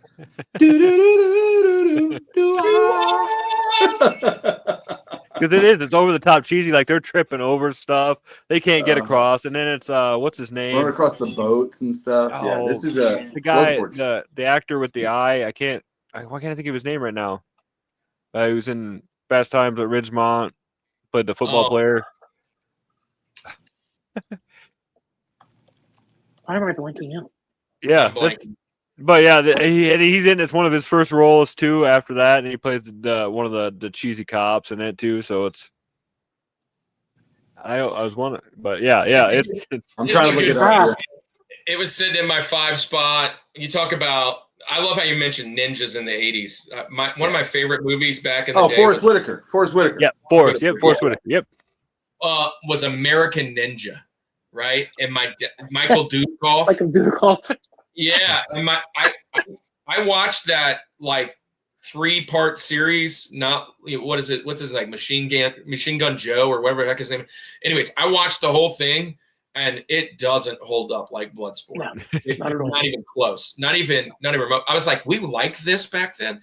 Bloodsport, like we loved Street Fighter back then too. When Jean-Claude Van Damme and I watched. Don't knock it. Yeah, Forrest Whitaker, of course. I should have got it with the eye. You should have said, what's that? What's the movie where he's the king in Africa? That was a good movie. It doesn't matter. I'll get us on a side. Trent again. Yeah, trust me. Anyway, good movie. All right, Matt, you're up, man. Link. Well, it's my number 2. Yep. It's actually the second volume of 2 movies. Kill Bill Volume 2, Chapter 6. Oh, that's Andy for sure. So we're Beatrice Kiddo, Uma Thurman's character, is training with Pai Mei, played by the incredibly famous from Kung Fu movies, Gordon Liu. And it's insane, somewhat, fantastical training with what she's doing with her body. And it's brutal, but it made her a killing machine. And it's just a fabulous Kung Fu tribute in itself that Quentin Tarantino always puts things as love letters of things that he loved in these movies, which shows. And putting him in both movies, Gordon Liu, because he played also one of the leader of the Crazy 88s in the first one. So I mean, he had a dual role, but like I love like the older Quentin Tarantino stuff. This was probably one of the last ones I really was super into. But I mean, his other stuff's still good. But Reservoir Dogs, Pulp Fiction, and this, oh my gosh, let me tell you, this is about where he kind of changed. I think like a lot of his newer stuff, I don't dig as much as this, but it's good. No, exactly. Yeah. Yeah. So this is a fantastic pick, dude. The 5-point palm exploding heart technique. That movie. Both of them, Kill Bill 1 and 2. I think they're probably Tarantino's best. I mean, I don't know. It's hard. Obviously, you got your Pulp Fictions, you got your Reservoir Dogs, you got your these ones that are just iconic. But I would never sleep on Kill Bill. I think it's a fantastic movie. The whole scene with the Crazy 88s, but this scene in particular, the training montage, where she's with the master, whatever, with the big old and the way that it's shot. Again, like you said, it's like you're watching a Bruce Lee movie or something. Like it's 100, like just the graininess of the film, or like the old Saturday Kung Fu it. theaters. If you ever saw that, how it's like filmed sideways on some scenes and some different things. Yeah, it is a beautiful movie. I love this movie. I love this pick. Oh, I forgot that he was in Andor. Saul Guerrero's a cool character. But oh, Captain, my Captain, Alex. He was the captain when I was in Iraq. Good buddy of mine. We watched Kill Bill a ton in Iraq. One of my favorite parts of this is it kind of leads up to the montage, though, is when like David Carradine's dropping her off at the stairs going up, right? And he's like, "Yeah, I'll be back and get you, and just make sure you do everything you're supposed to when I get back here next year." And she's kind of like, "Next year? What?" He's like looking at him like he's stupid. But what I love is like how over the top the mustache and the Fu Manchu. To really give it that oomph that this is like real kung fu type ish, because when she first walks up, that you're not really expecting that. You're not real. You're like, okay, like you, and then when you see it, you're like, oh, this is squatting the hands when she's trying to eat the rice with dude, it's so good. It's a great movie. And, Kill Bill 1 and 2, great movies. I wrote them down not knowing I wasn't going to pick them. They're way down on my list because they were mentioned quite a bit. But this is obviously a good pick. Andy, if anybody's going to pick it, it would be Andy, because Andy. Yeah, it was probably my 5 or 6. So it's a Benjamin that's gone. But man, such a good movie. Such a good movie, and a great pick for a montage there for sure. Love it. I love it. All right. Well, next, Andy, you're up, right? Yep, it's me. And it was only going to be so long that we had to wait until we got this one. You can dodge a wrench. You can dodge a ball. I'm going dodgeball. The training montage from this movie is just iconic for that line, right? But man, it's such a great movie. The whole Justin Long keeps getting hit in the privates with a dodgeball when he keeps shooting out on him. Alan Tudyk is Steve the Pirate, but Stephen Root. I mean, like you've just like it is just Rip Torn. There it is.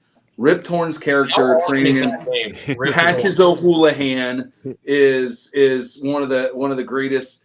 Kirk, I think for a while back you did like not senseis or whatever, but like master trainers or something. Yeah. Patches O'Houlihan should have been on the list. Oh, that would have been a good one. I did it for great. He was such a great mentor. Yeah, he was such a great mentor in that. Dies by the luck of the Irish sign at the casino falling on him, which is irony in itself. But I love this movie. It is one of the greatest comedies of all time, and I know that I'm being very hyperbolic when I say that, but I mean it with all of my being. But that whole training, and then not only dodging the wrench, but like when they have him go dodge traffic, right? and they're like froggering all the way through the traffic, and he feels like he gets at the end, and he gets hit by the car. Like, just, it's so good. It's so good. I had to go, yeah, dodge, dip, dive, and dodge. Yeah, this is I love dodgeball. Nobody makes me bleed my own blood. Nobody. Dodgeball. Another Is it quotable necessary movie. to drink my own urine? No, but I do it anyway because I like the taste. It's steroid. I like the taste. All I have to say is putting this at number 2. That's a bold move, Cotton. That's a bold Yeah. Yeah. See if it pays off, ESPN Cotton. 8, the motto.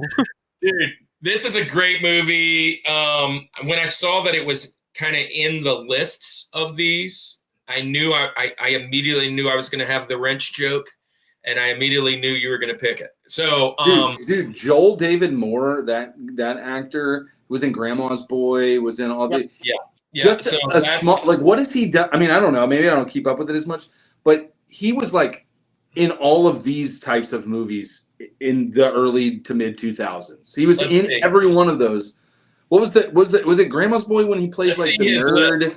Grandma's Boy, Dodgeball, Avatar, Hottie and Naughty, Hatchet, Hide and Seek, Kinda Pregnant. That's kind of his list. Right. I mean, he was there. He's flashing a pan.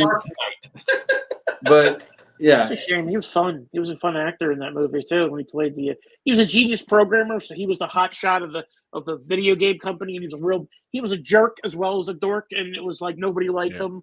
And I like when he says 2% on Rotten Tomatoes. What's that? What was the percentage? 0.7 on IMDb. 52? 72. 72. Yeah, it's a loved movie. Dodgeball is great. And It's one of those movies obviously that Vince Vaughn. probably shouldn't have. And I missed the you Kill wouldn't have Bill. failed it. Let's see, Kill Bill Volume 2, 84% and an 8. That's good. It's a bold move there, Cotton. Bold move. Dude, that's a great movie. Jason Bateman in this. Thank you, Chuck Norris. For whatever reason, you love Alan Tudyk. I love what? Alan Tudyk. Alan Tudyk is the greatest. I mean, voice acting, right? I wanted to be a voice actor. Like, Alan Tudyk is in every movie, I feel like. I don't think there's a movie he's not associated with to some extent. But Alan Tudyk is great. Darkling, thanks for being here. Alex says, ranking early 2000 comedies. I thought Andy would pick Rimworld 2. He's still got one more pick, honestly. Dark Link says, my phone's dying, still watching. Love the chat more. Amazing rest of the stream. Thank you, guys. He also subbed both of you guys. So Dark Link's a great guy in the community. And they got laser, blazer, taser, razor. They got all kinds of A's on that team. All kinds of A's. Yeah.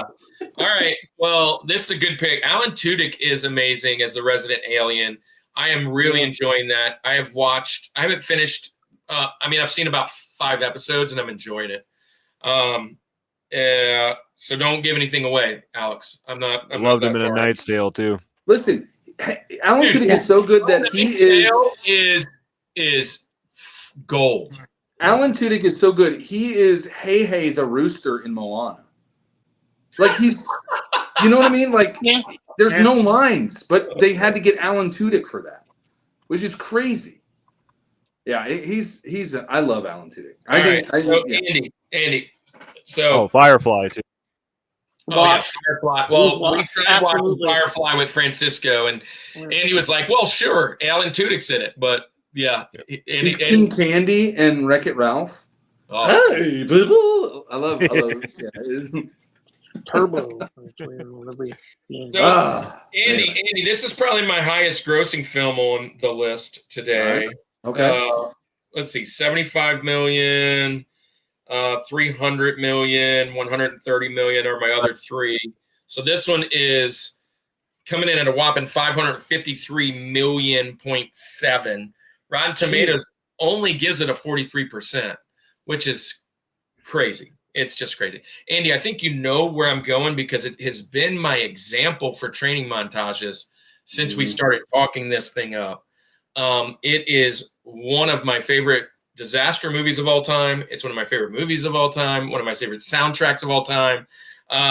once you hear Sweet Emotion by Aerosmith or Lagrange by ZZ Top, you know where I'm going. Armageddon, when you have the amazing guys going to NASA, these drillers learning. And I watched it again today, and like Steve Buscemi's part when he gets in that plane, he goes, I think I'm gonna throw up, and then Ben's like, I don't like flying. And they take off, and like you have the big guy like running with the fluid that he's all attached to. They're just training to be in this. This is a perfect training montage, going from the beginning to the end.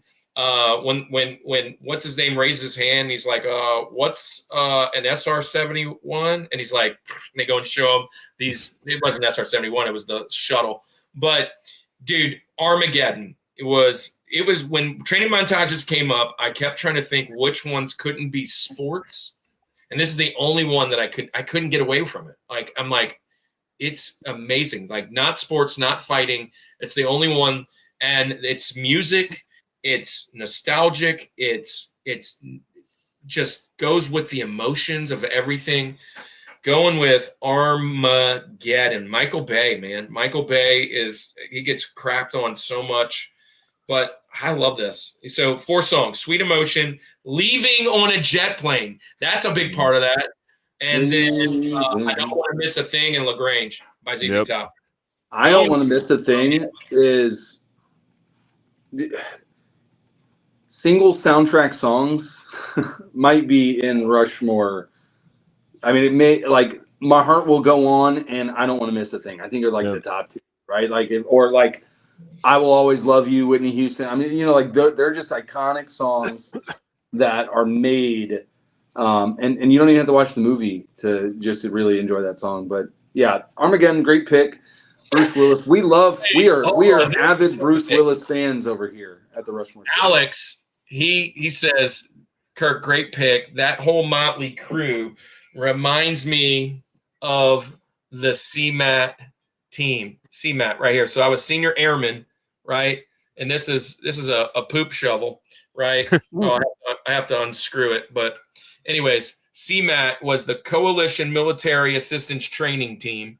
And what was this? September 03 to January 04. Yeah. Alex was just on here, so I haven't put it back up yet. But spent time over there, and man, we were a motley crew. We had a Navy subby out there in the desert. Make that make sense. Make that make sense. I mean, it doesn't even make sense. But I'm sure Don't Miss a Thing was played a lot prior to that deployment. Yeah, sure. The Gazelle, you know, we tried doing it. So let's get that going. Anyways, Armageddon. Animal Crackers. Yeah. Now it's time for the George. Wait, do y'all want to talk on Armageddon? Yep. I'll just 1 minute. Loved it. Soundtrack is amazing. All the Aerosmith and everything like that. But yeah, I remember this. I have one big memory with that. So we rented that movie. We were a bunch of younger teenage boys that watched it. Probably a group of us. And I remember that scene that we were watching this, and at the end, when Bruce sacrifices himself so that way his Ben Affleck can go with his daughter and stuff like that. We didn't talk for about 10-15 minutes after that scene because all of us were holding in our tears for crying because it was such a sad standard sacrifice. But we were all like, we were just and then by the time the movie was over with, we were all kind of like, that was a good movie, wasn't it? Yeah, it was.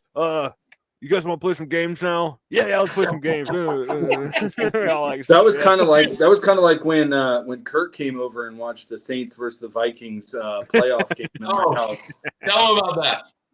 So if you remember the Minneapolis Miracle, where we were watching that game here, and literally no words were even said after it. Kirk didn't say bye. Kirk just got up. We looked. We stared for probably about 30 seconds. And then Kirk just left. I didn't even text him. I think it was like the next day, like nothing happened. We were just like, all right, man, how's it going? Like, he just left. But it's like that, I mean, believe me, up here in Iowa, we were all saying the thing. We were many people around you shut that game off because it's over. And then they heard screaming from the other room, and then we flicked it back on to see at the very last minute was a Diggs running that in, and it was just like it was insane. Crazy. All right, so to our George. Oh wait, Matt, Armageddon. Yes. Do you like it? Oh yeah, I mean, you can't go wrong with most Bruce Willis movies, especially during that rough time frame when he was pretty much at his height. And unfortunately, now he's can't even speak, and it's a shame. It's heartbreaking. But Michael Bay, that was prime Michael Bay, and I mean, explosions. It's big, it's loud, it's in your face, but it's Michael Bay.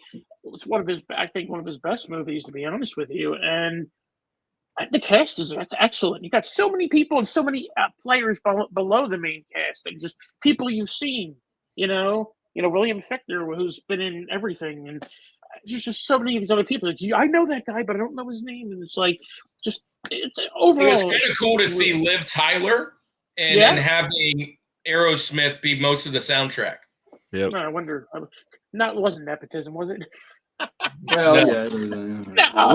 Will Patton is great in this movie. So many. Hey, PCG, we won't talk about this. We've talked about this before. We don't need to bring up old news. We don't need to man. Way to bring up some PTSD. So, all right, we're to the George. Zach, finish this mountain off. All right. I had to do it. So we obviously Rocky IV. Wow. Hearts on fire. Rocky IV, so triple Rushmore. I had to. We've talked. There's how many other Rockies, how many other Creeds and stuff like that. But growing up, this was the one that stood out to me the most. Triple Crush. Yeah, like I had said, he the whole he killed Apollo. He's out to get his revenge. He has to go over there to fight him. He has to train there and stuff like that. He's got all the nature, all the natural stuff. They're not giving him anything to use, so he has to use what he can. Meanwhile, Drago's getting, the steroids, the high modern technology, running around, punching and stuff like that. And just the whole scene itself, and just a cheesy 80s Hearts on Fire, playing the whole time he's doing it, and he's just doing whatever, stuff to me that would probably make sense nowadays as somebody that lifts weights and stuff.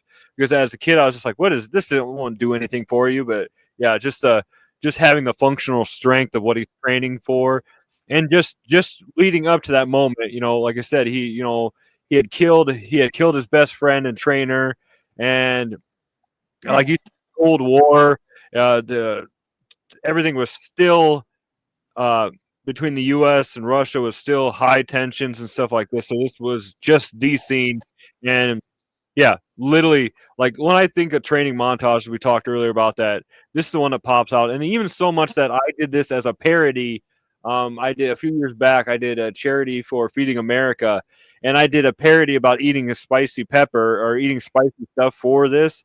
And I did a funny little. I had a buddy come on, act like he was Mick and stuff like that, and then I was like doing push-ups and eating peppers and doing push-ups and eating peppers and stuff like that.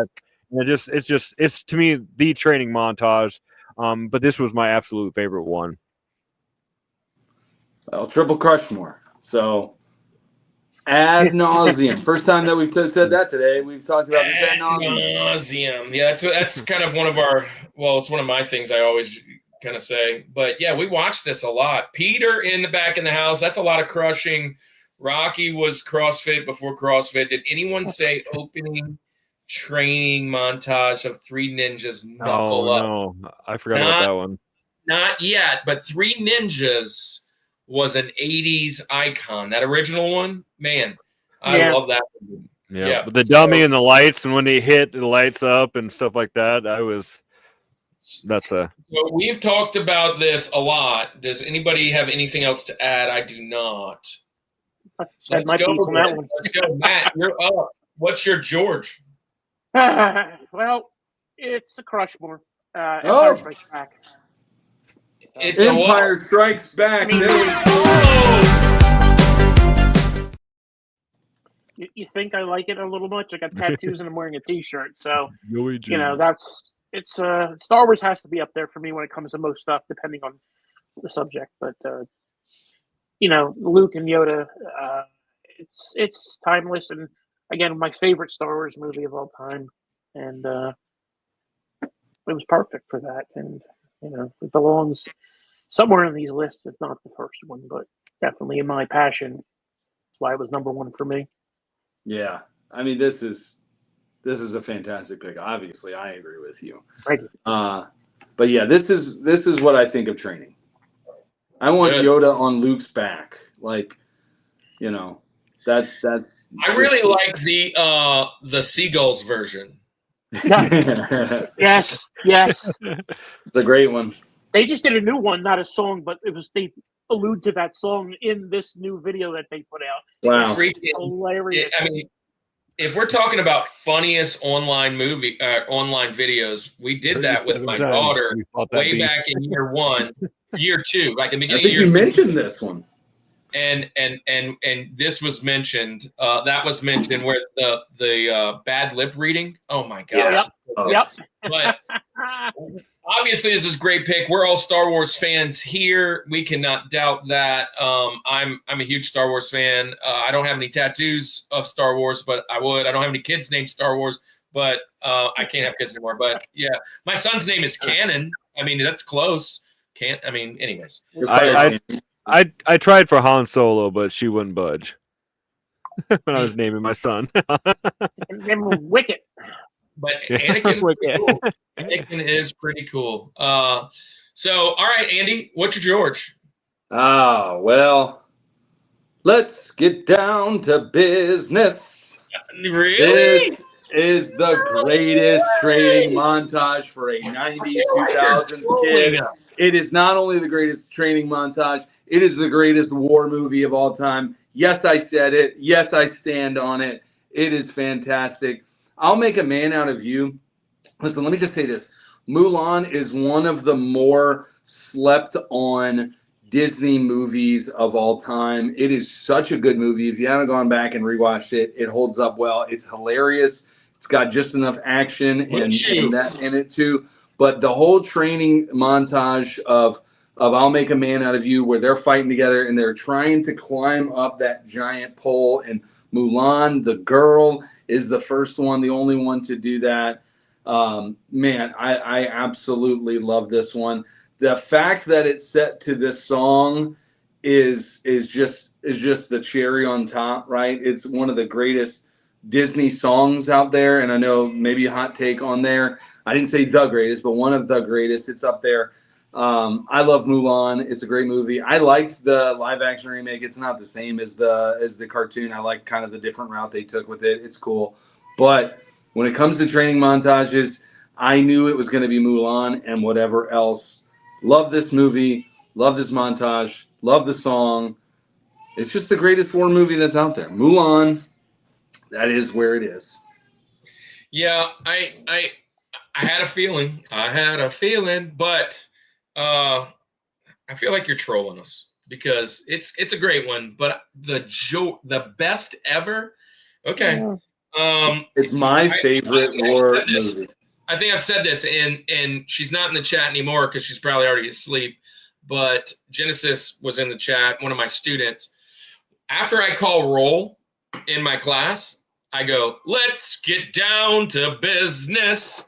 And they all go, to release. To defeat. Yeah, the Huns. Yeah, and it's kind of funny. They kind of like call and response. So good pick. I thought it'd be on your list, but not your George. But okay, it's the best. It's the best. It's a great training montage. It was actually, believe it or not, the first one that I thought of when we said we were doing training montages. This is where I went.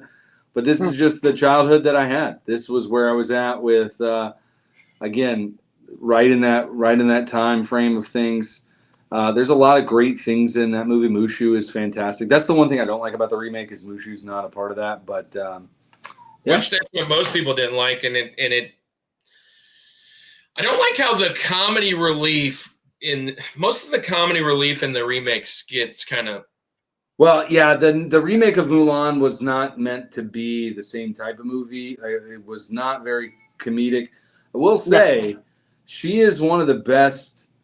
I don't even know. We don't call her a princess necessarily. I guess we call her. Who knows? Whatever. But she literally saves China, right? I mean, like this is like the other ones. Like they get a shoe that fits and they meet Prince Charming, right? Like this girl is down to business. No fooling around. But yeah, Mulan, 1998. Again, Rotten Tomatoes, 92. 92. That's Alex says Andy's always taking risk. Can't believe I am. Matrix yet. Okay, so do you guys like Mulan? Yeah, it's a good movie. It's one of the, So- it's not one of my favorite Disney movies personally, but I mean it's definitely. That's a I perfect wouldn't response. put it up this high for that, but that's just my opinion because I'm not. That's a perfect response. No, it's the truth. I mean, no, but Eddie Murphy's hilarious in that movie, and it's just an overall good Disney movie. Something you don't get much of nowadays, it seems. So, it happens. The newest movie Pixar just put out just dive bombed. It's Elio.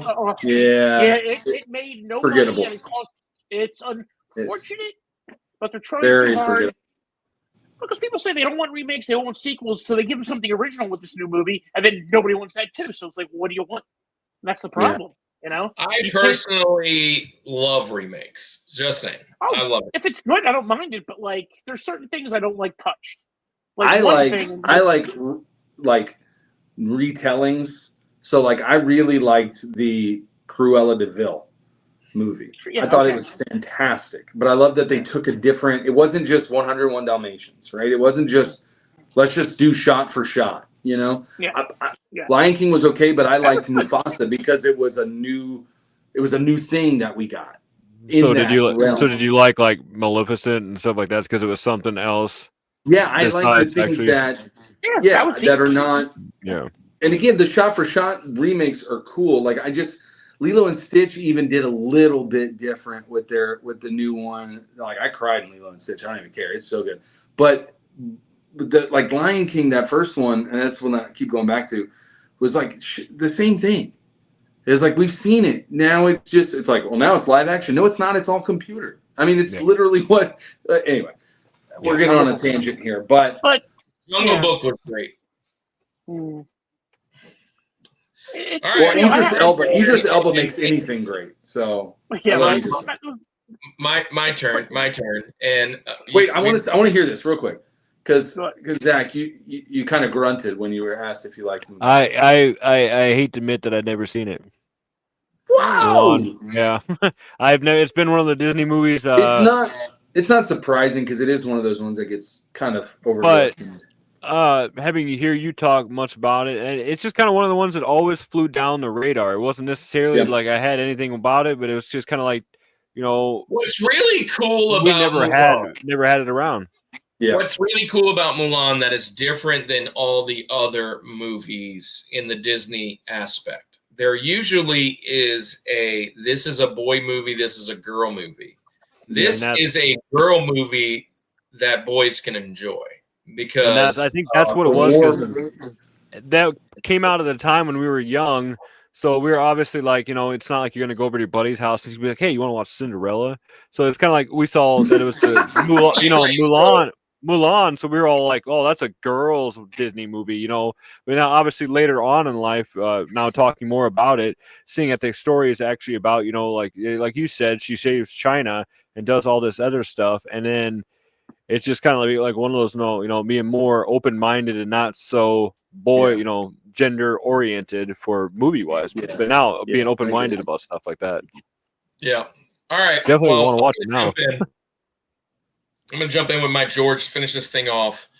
Andy, you said dodgeball, and that would be on my sports comedies Rushmore. But I think this would probably be on my sports comedy Rushmore as probably the George. I probably go there. To me, this whole movie, almost from beginning to end, is a montage.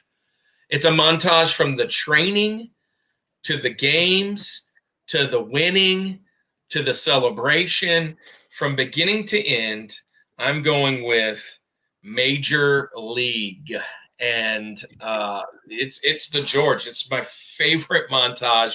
Watching the Indians do this training, seeing Wesley Snipes as stealing bases, getting thrown out, and coming and running and doing the Rays, seeing Joe Boo and Serrano hitting home runs. He can't hit the curveball. Like the whole movie is a montage, like the whole thing. And then you see him go and win, and they're playing the Yankees and dropping the bunt, and the whole thing. We suck again, and like this is my dude. And watching them pull the pieces off of the owner who's trying to get rid of the team, yes. And they're pulling little pieces off, and they get to the final one, and they win the title. Ragtag, misfit group of baseball players, which, if I'm honest, this as a kid, it made us all believe that we could play in the majors. Like, if those guys could do it, we could do it. This is it, man. When I talk about sports comedies, talk about montages, and I wanted a baseball movie so bad. And there aren't many baseball montages. There's some out there that might even make some of y'all's mountains. But to me, this is the best one. And I'm going Major League, man. Yeah, should have seen it coming.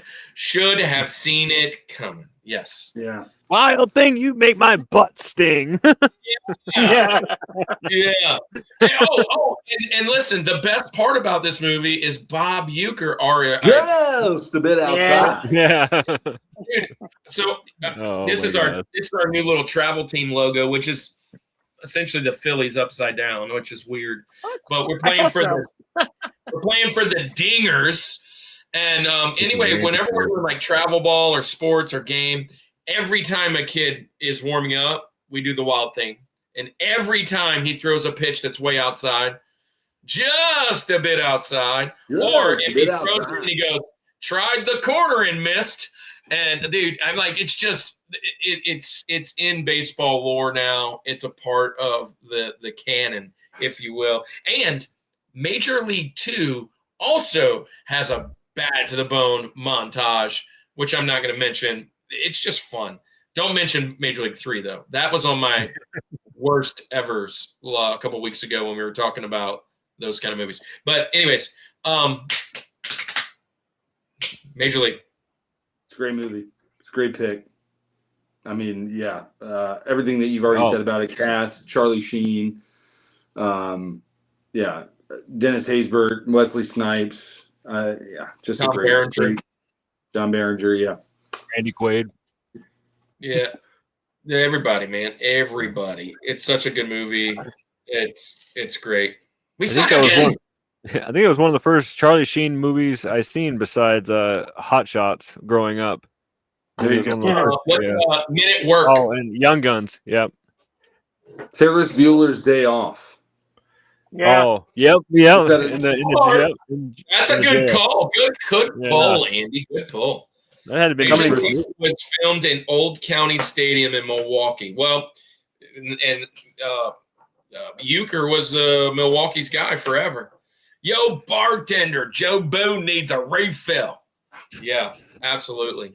It's great. In fact, I've actually started playing MLB The Show, and I thought about creating my player as a pitcher and calling him Wild Thing just because, it made me think about that. And then we all remember the glasses, the tape, and he comes out there, and it's such a awesome baseball movie. Here's another one we get. Whenever you see a kid across the way and he just looks like a monster, where'd they get that guy from? The California Penal? Yeah. Yeah. That, I mean, it's there. The California Penal League, man. That's what he was in. So, all right, man. So that is our show. Time to move on to our second half, which we finally call All About the Benjamins. I will tell you the rules about that here in just a little ditty.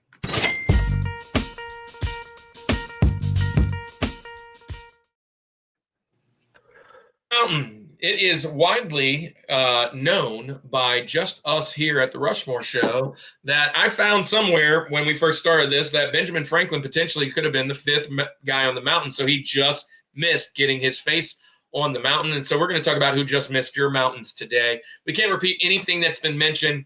Here's the order.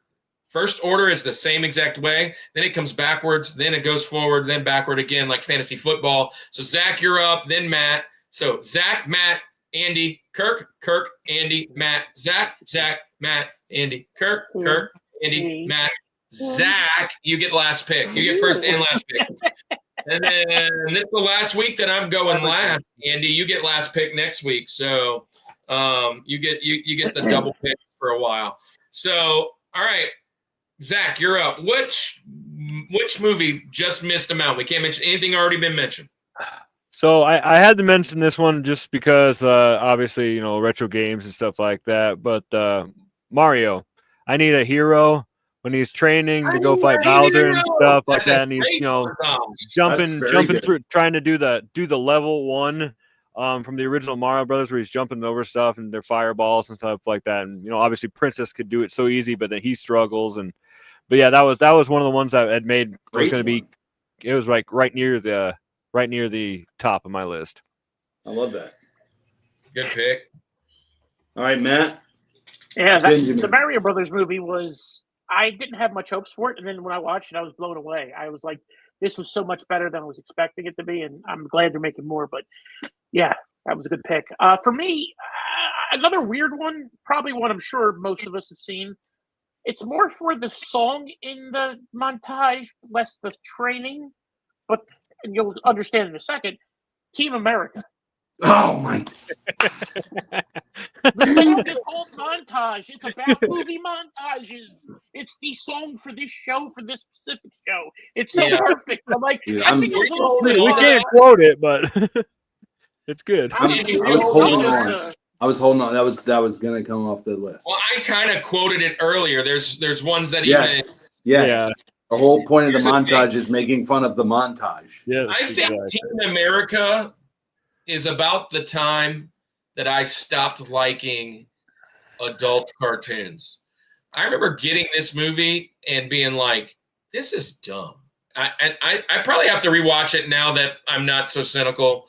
And but yeah, I watched this part yesterday and I was like, yeah, that's funny. But I remember having the DVD and like never watching it like that. Yeah. So yeah, I was holding on to it, man. You took my hold on tos, my Kung Pao, my Team America. That was. Hold on, dude. I'm glad to see people like. Yeah. All right. It's not a movie that I feel like I can watch still. I'll just say that. But there was a time in my life where I loved that type of comedy, South Park, and just all that kind of stuff. Hey, real quick, Lord, we just want to come before you and pray for Poetically Christian Gamer and his wife. She has treatment in the morning. For you guys that don't know, she is battling cancer and doing a good job of it. And Poetically Christian Gamer is also legally blind. Praying for both of them for healing. And Lord, we just thank you for him being in the community. And pray for all the doctors and all the people in his life. In Jesus' name, amen. Yeah. See you next week, PCG, and we'll have you back on the show sooner than later. So, Andy, you're up. All right, so I'm going to pick this one because I feel like there's a gamesmanship in this. Kirk's got 2 picks before it gets back to me. This could potentially be one that he goes with. I don't know if he goes this route, but I'm going to pick it anyway. It is a great montage.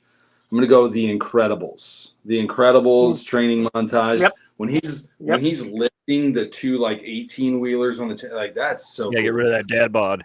Yeah, I feel that on a spiritual level. So that's where I'm going. The Incredibles. Okay, so gamesmanship, and that's a good pick. It was on my list, but not next. I wasn't sure if you were going to Pixar. I just wanted to. Well, I'm going to shout out. Look, guys, last week was a fun show, and I'm going to shout out last week. Best training montage from last week would be Batman Begins, and having the Ra's al Ghul and his training learning how to be a ninja. So I'm going to go with that. And look, I'm going to go off the beaten path a little bit. This is totally 80s. And when I hear this song, you talk about montages, it's about songs. When I hear this song, I immediately want to do the montage. I'm going Footloose. Nice. And man, dude, them dancing in this, dude, it's all about a pastor that basically says no dancing. Yeah, I'm going Footloose, man. So that's back to Another you. Andy. funny reference in Totally Awesome, that VH1 movie, is the stab at Footloose. They were dancing and their feet became loose. Their feet literally fell off. Dancing is my life. I'm gonna rewatch that movie. It's so funny. All right. I just want to be safe and get this one out there. I don't know if anyone's gonna pick it, but Matt's been taking all my picks today. So I'm just gonna do it. It was mentioned a few times in the chat, specifically for me. Rewatched it again today. I got no place else to go. I'm going Wayne's World 2, the training of the roadies, and for Wayne Stock. So funny. Hey, I've got a question. When did you become a nut bar? Yeah, I love. Look, I will not say Wayne's World 2 is better than Wayne's World 1, but I will say it's 1A and 1B. It is so close. If you haven't watched the sequel to Wayne's World in a long time, please do it. It's so good. But anyway, yeah, Wayne's World 2. I don't know if Matt was if that was on the radar, but everything that I thought wasn't on his radar, he's already taken today, and I had to get it out there. So we're back to you, Matt, now. So Sorry, I'm blanking out. So yeah, you guys said a few of the ones that were on my honorable mention, some in the previous, but now Dodgeball, Batman Begins, Footloose, and The Incredibles was one too. That was a stretch, but geez, of all the ones I got there, Caddyshack, Chevy Chase Nice. training. Love that pick. Love that pick. Can't go wrong with the crazy Chevy Chase training the young boy. Nothing better than when he hits that ball and it like sticks on the bird's nose, and then Rodney Dangerfield just comes on like it could be worse, man. You know, like Be the ball. Be the ball. And the Be the funny ball. thing is, like, No. one of the funniest characters outside of the obvious ones was Ted Knight. That's the Judge Smalls. You know, Yeah. he's just Well, over the top. We're waiting. I like Bill Murray. glad you got your phone back running. Here we go. You're back. They want you to kill the Gophers. They want you to kill the Gophers. If you kill all the Gophers, they'll throw you away in prison and lock throw the key. I love it. Great movie. Great pick. I love it. Good for Gopher guts. All right, Zach, you got back-to-back Zach. So we mentioned That's so the new one. Yeah. I had these two right next to each other because they go hand in hand, but you'd already mentioned Footloose, so without going over that, I have to mention Hot Rod because they basically and I just remember watching that, not expecting that to come out of nowhere. And all of a sudden he's like, I need to go to my happy place. And then all of a sudden he plays the song and he's out smoking. And then he just does like the strange, like just jumping through the forest and just random dancing. And so I had to go with that one because that's whenever I watched the scene from Footloose 2, it was just kind of like, well, this just doesn't feel like it should have been here. Like, what is he's doing the vaulting and then so the Hot Rod was perfect. The next one I had to go with was so this was a good one, but Predator, when Arnold is training and getting ready to fight the final fight with the Predator, and then he gets all said and done, and he comes up and he's just yelling into the forest and that he's challenging the Predator. He's all covered in his like like that, and then just leading up to that scene too. So I started the Alien series over again. Watched Prometheus, watched Covenant, watched. I haven't watched Romulus yet. I want to watch that. The new one, that was good. That one's coming up on my list. So I watched Covenant last night or the night before last, and the one in between. So I'm watching them chronologically. Prometheus, and then I don't know. And then I just got done with Covenant, and I think I'm on Alien now, actually, the original. So and then but good pick, Predator. That's cool. Yep. They kind of blended those. So Matt. Third pick on third Benjamin, third honorable mention. geez. Let's see. Here's more of a serious movie, but a pretty brutal type of montage of training. Whiplash. Oh, dude, cool. It was on my list. I didn't pick it necessarily. It's way down, but this is a cool montage. Really cool. Yeah, I love this. I love that. I'm surprised this one lasted down here, but the way that the mountains went, Don't do it. felt more secure about this happening. I'm gonna go with my personal favorite Rocky training montage. I'm going Rocky 3. I want Creed and Rocky running on the beach, embracing each other. It's so cheesy and so bad, but it is so good. Dang, bro. Yeah, that's a good one. I will say Clubber Lane is my favorite because the quote, "What's your prediction for the fight?" Prediction? Bang.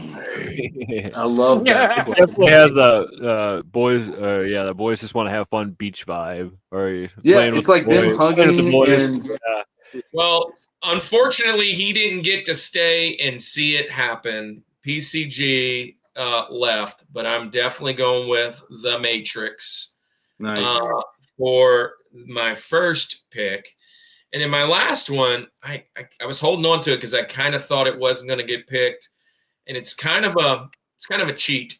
We're talking about cheats coming up in a little while. It's kind of a cheat because the whole movie is, well, not the whole movie. Half the movie is about being trained, and the other half is about going to war. I'm going with Full Metal Jacket, and the basic training in that is the most honestly, being in basic training, that is about the closest as I've seen any movie being to what our basic training was like. Except that was the Marines. I was the Air Force. It wasn't as calisthenic, but a lot of that junk was how it went down. Alex is here. Alex, you didn't do basic training. You did it on a officer side. How was your basic training? So, anyways, I'm going Full Metal Jacket, which Vincent D'Onofrio, which stellar part. Mm-hmm. Mm-hmm. Has anyone mentioned Happy? It was next on my list. We alluded to it.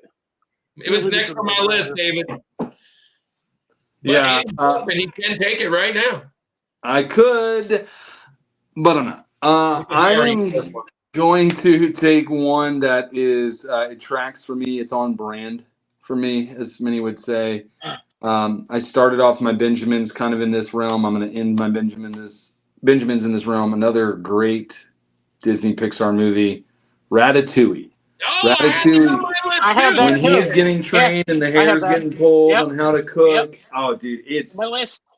Yep. it's a great one. So Ratatouille is going to be my last There's pick. one more cartoon I have on my list. Actually, two if you count that one. Yeah. All right, Matt. Last pick.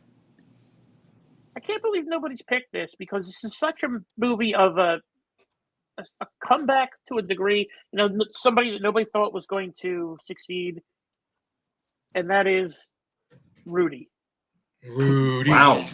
At the final pick. Very good. Oh, yeah, wow. That's a value pick. That's a value pick in a late round. Yeah. I love it. Good pick. This is, He was offsides, but it's okay. we'll give him the slide this time, right? I guess so. Same Wines gets a pass. Yeah. So, Movie's over. It's a penalty. Brutal. The game's Yeah. over. Rudy doesn't exist if they actually call the penalty they're supposed to call. But good montage nonetheless. Anyway, that's a good one. I love it. Zach, the final pick, the Mr. Irrelevant. Final countdown. Later, Alex. Love you. Have a great time on your vacation, buddy. Well, we had mentioned it, but the Disney movies and stuff like that. There was one that had faded. It got into the near the end that I was kind of like I was running out of Benjamins because you guys kept saying all my Benjamins. So there was this one, or there was a wrestling one, but I decided to go with this one. We had to go with Hercules. Going from the teenage hero to the teenage boy to the hero, And you got obviously Danny DeVito as the training him and stuff like that. I thought that was a really good one. It was kind of a toss up between that and Vision Quest. When he's got to lose the weight so he can wrestle in that division. That's a very good movie. I love that. I remember growing up. Let me just say this real quick. Zach is a pro on this team. He was able to fit see two. that? He was two. You snuck two in there. One's official. But Yeah. you've been on this show. Yeah. I see. So we That had was a left. We had savvy, we had the Matrix. was- and veteran that savvy was- move. Hey, bold move, Cotton. That was a bold move. Dude. So yeah, that's official right there. So like he just snuck it in, right? So here's We do that. here's We do one that. that I didn't sneak in. I snuck the kickboxer in earlier, and I decided not to pick it. But it was on my list as a slash. But there are a bunch more cartoons now that I'm looking on my list. What are the snubs? What are the snubs today? Rocky 1? We didn't. So Rocky Yeah. 1. I mean, the stairs, the Rocky 1 and everything. got snubbed. Rocky 1 and 2, $1 Million Baby got mentioned in chat. It got snubbed. I almost mentioned Dirty Dancing. Dirty Okay. Dancing. Dirty Could've been, Dancing was could've been. on. That was another one. Yep. When he's training, Yep. getting her ready for it and everything. Yep. That was You're another one that was. crazy. Yeah. Yep, Nobody man. put the baby in the corner. Spider-Verse. Yeah. Oh. got Yeah. Yep. Train Your Dragon. Yep. Yep, that was one of them. I was Fighter, thinking of that. Top Gun, Warrior. Yep. Drumline, Andy. Andy, here's a snub for you. Bring it on. Two of them. Two football movies. Remember the Titans and Replacements. I thought might be on your list. Yeah. I got one for football. What a great show. Good night, everybody. We love you guys. So next week, we're gonna have one guy live from Disney, I believe, if Andy can figure out what's going on. Bryce JW and what we calling him?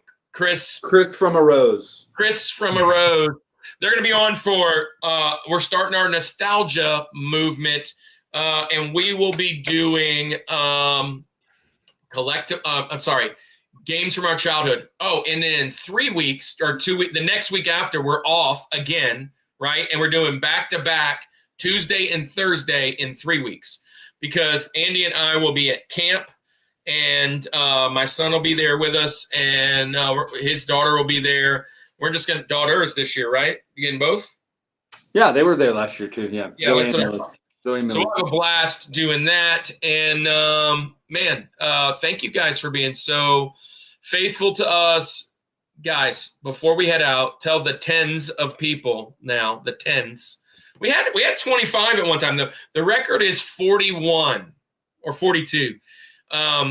Anyways, that was Mort's channel. When Mort was on, we had 42. Zach and Matt. That sounds like a cartoon in itself. Zach and Matt and Zach. Zach and Matt. Zach, since you went first the first time, let's let Matt go first this time. Matt, tell everybody about your channel, how they can find you, where you're going, and what you're doing next. It's your moment to shine. All 10 of you, go find him. Dusty Flotilla. Tell him about it. I'm literally Dusty Flotilla everywhere. My YouTube channel is called Dusty Flotilla and the Dust Bunny Squadron. Every other major and some not so major social media, same thing, Dusty Flotilla. I'm easy to find. I do a lot of Pokemon, so it looks like that's all I do. It's not. I'm kind of changing how that works anyway. But I'm into, like I said, pop culture, movies, TV, physical media, video games, collecting action figures and movie memorabilia and props. I got so many things I'm going to start to film, and there's a lot coming up. And I really want to get some stuff out that's non-Pokemon, obviously, because it's just been dragging through everything. And I want to really get some more of my passionate stuff out there that I have been passionate about for much longer than Pokemon. Pokemon's only been last 5 or 8 years probably before it really blew up this year, and how things happened where I came out of nowhere with that. So, but Dusty Flotilla everywhere. You can find me YouTube, Facebook, Twitter, TikTok, Snapchat, Blue Sky, and whatever other ones are left. Practically, they're all covered. Trust me. You go to Everybody go follow TrainingMontages.com. Dusty. And Got Dusty, no you're links. welcome back. We are booking sports and food and video games right now. So if you want to be on any of those, that's the next 3 series coming up. You are welcome back. And you've been a staple in the chat. Now you can be a staple on the screen if you'd love to. Sure. Zach, your turn. I was just talking about the channel. Sorry, I cut out a little bit ago. Yeah. Tell everybody, the 11s of people, how to find you. Well, you got YouTube, obviously. I'm a little active on Instagram. Otherwise, I kind of took it a break from social media in itself. So yeah, YouTube and Instagram is my big things.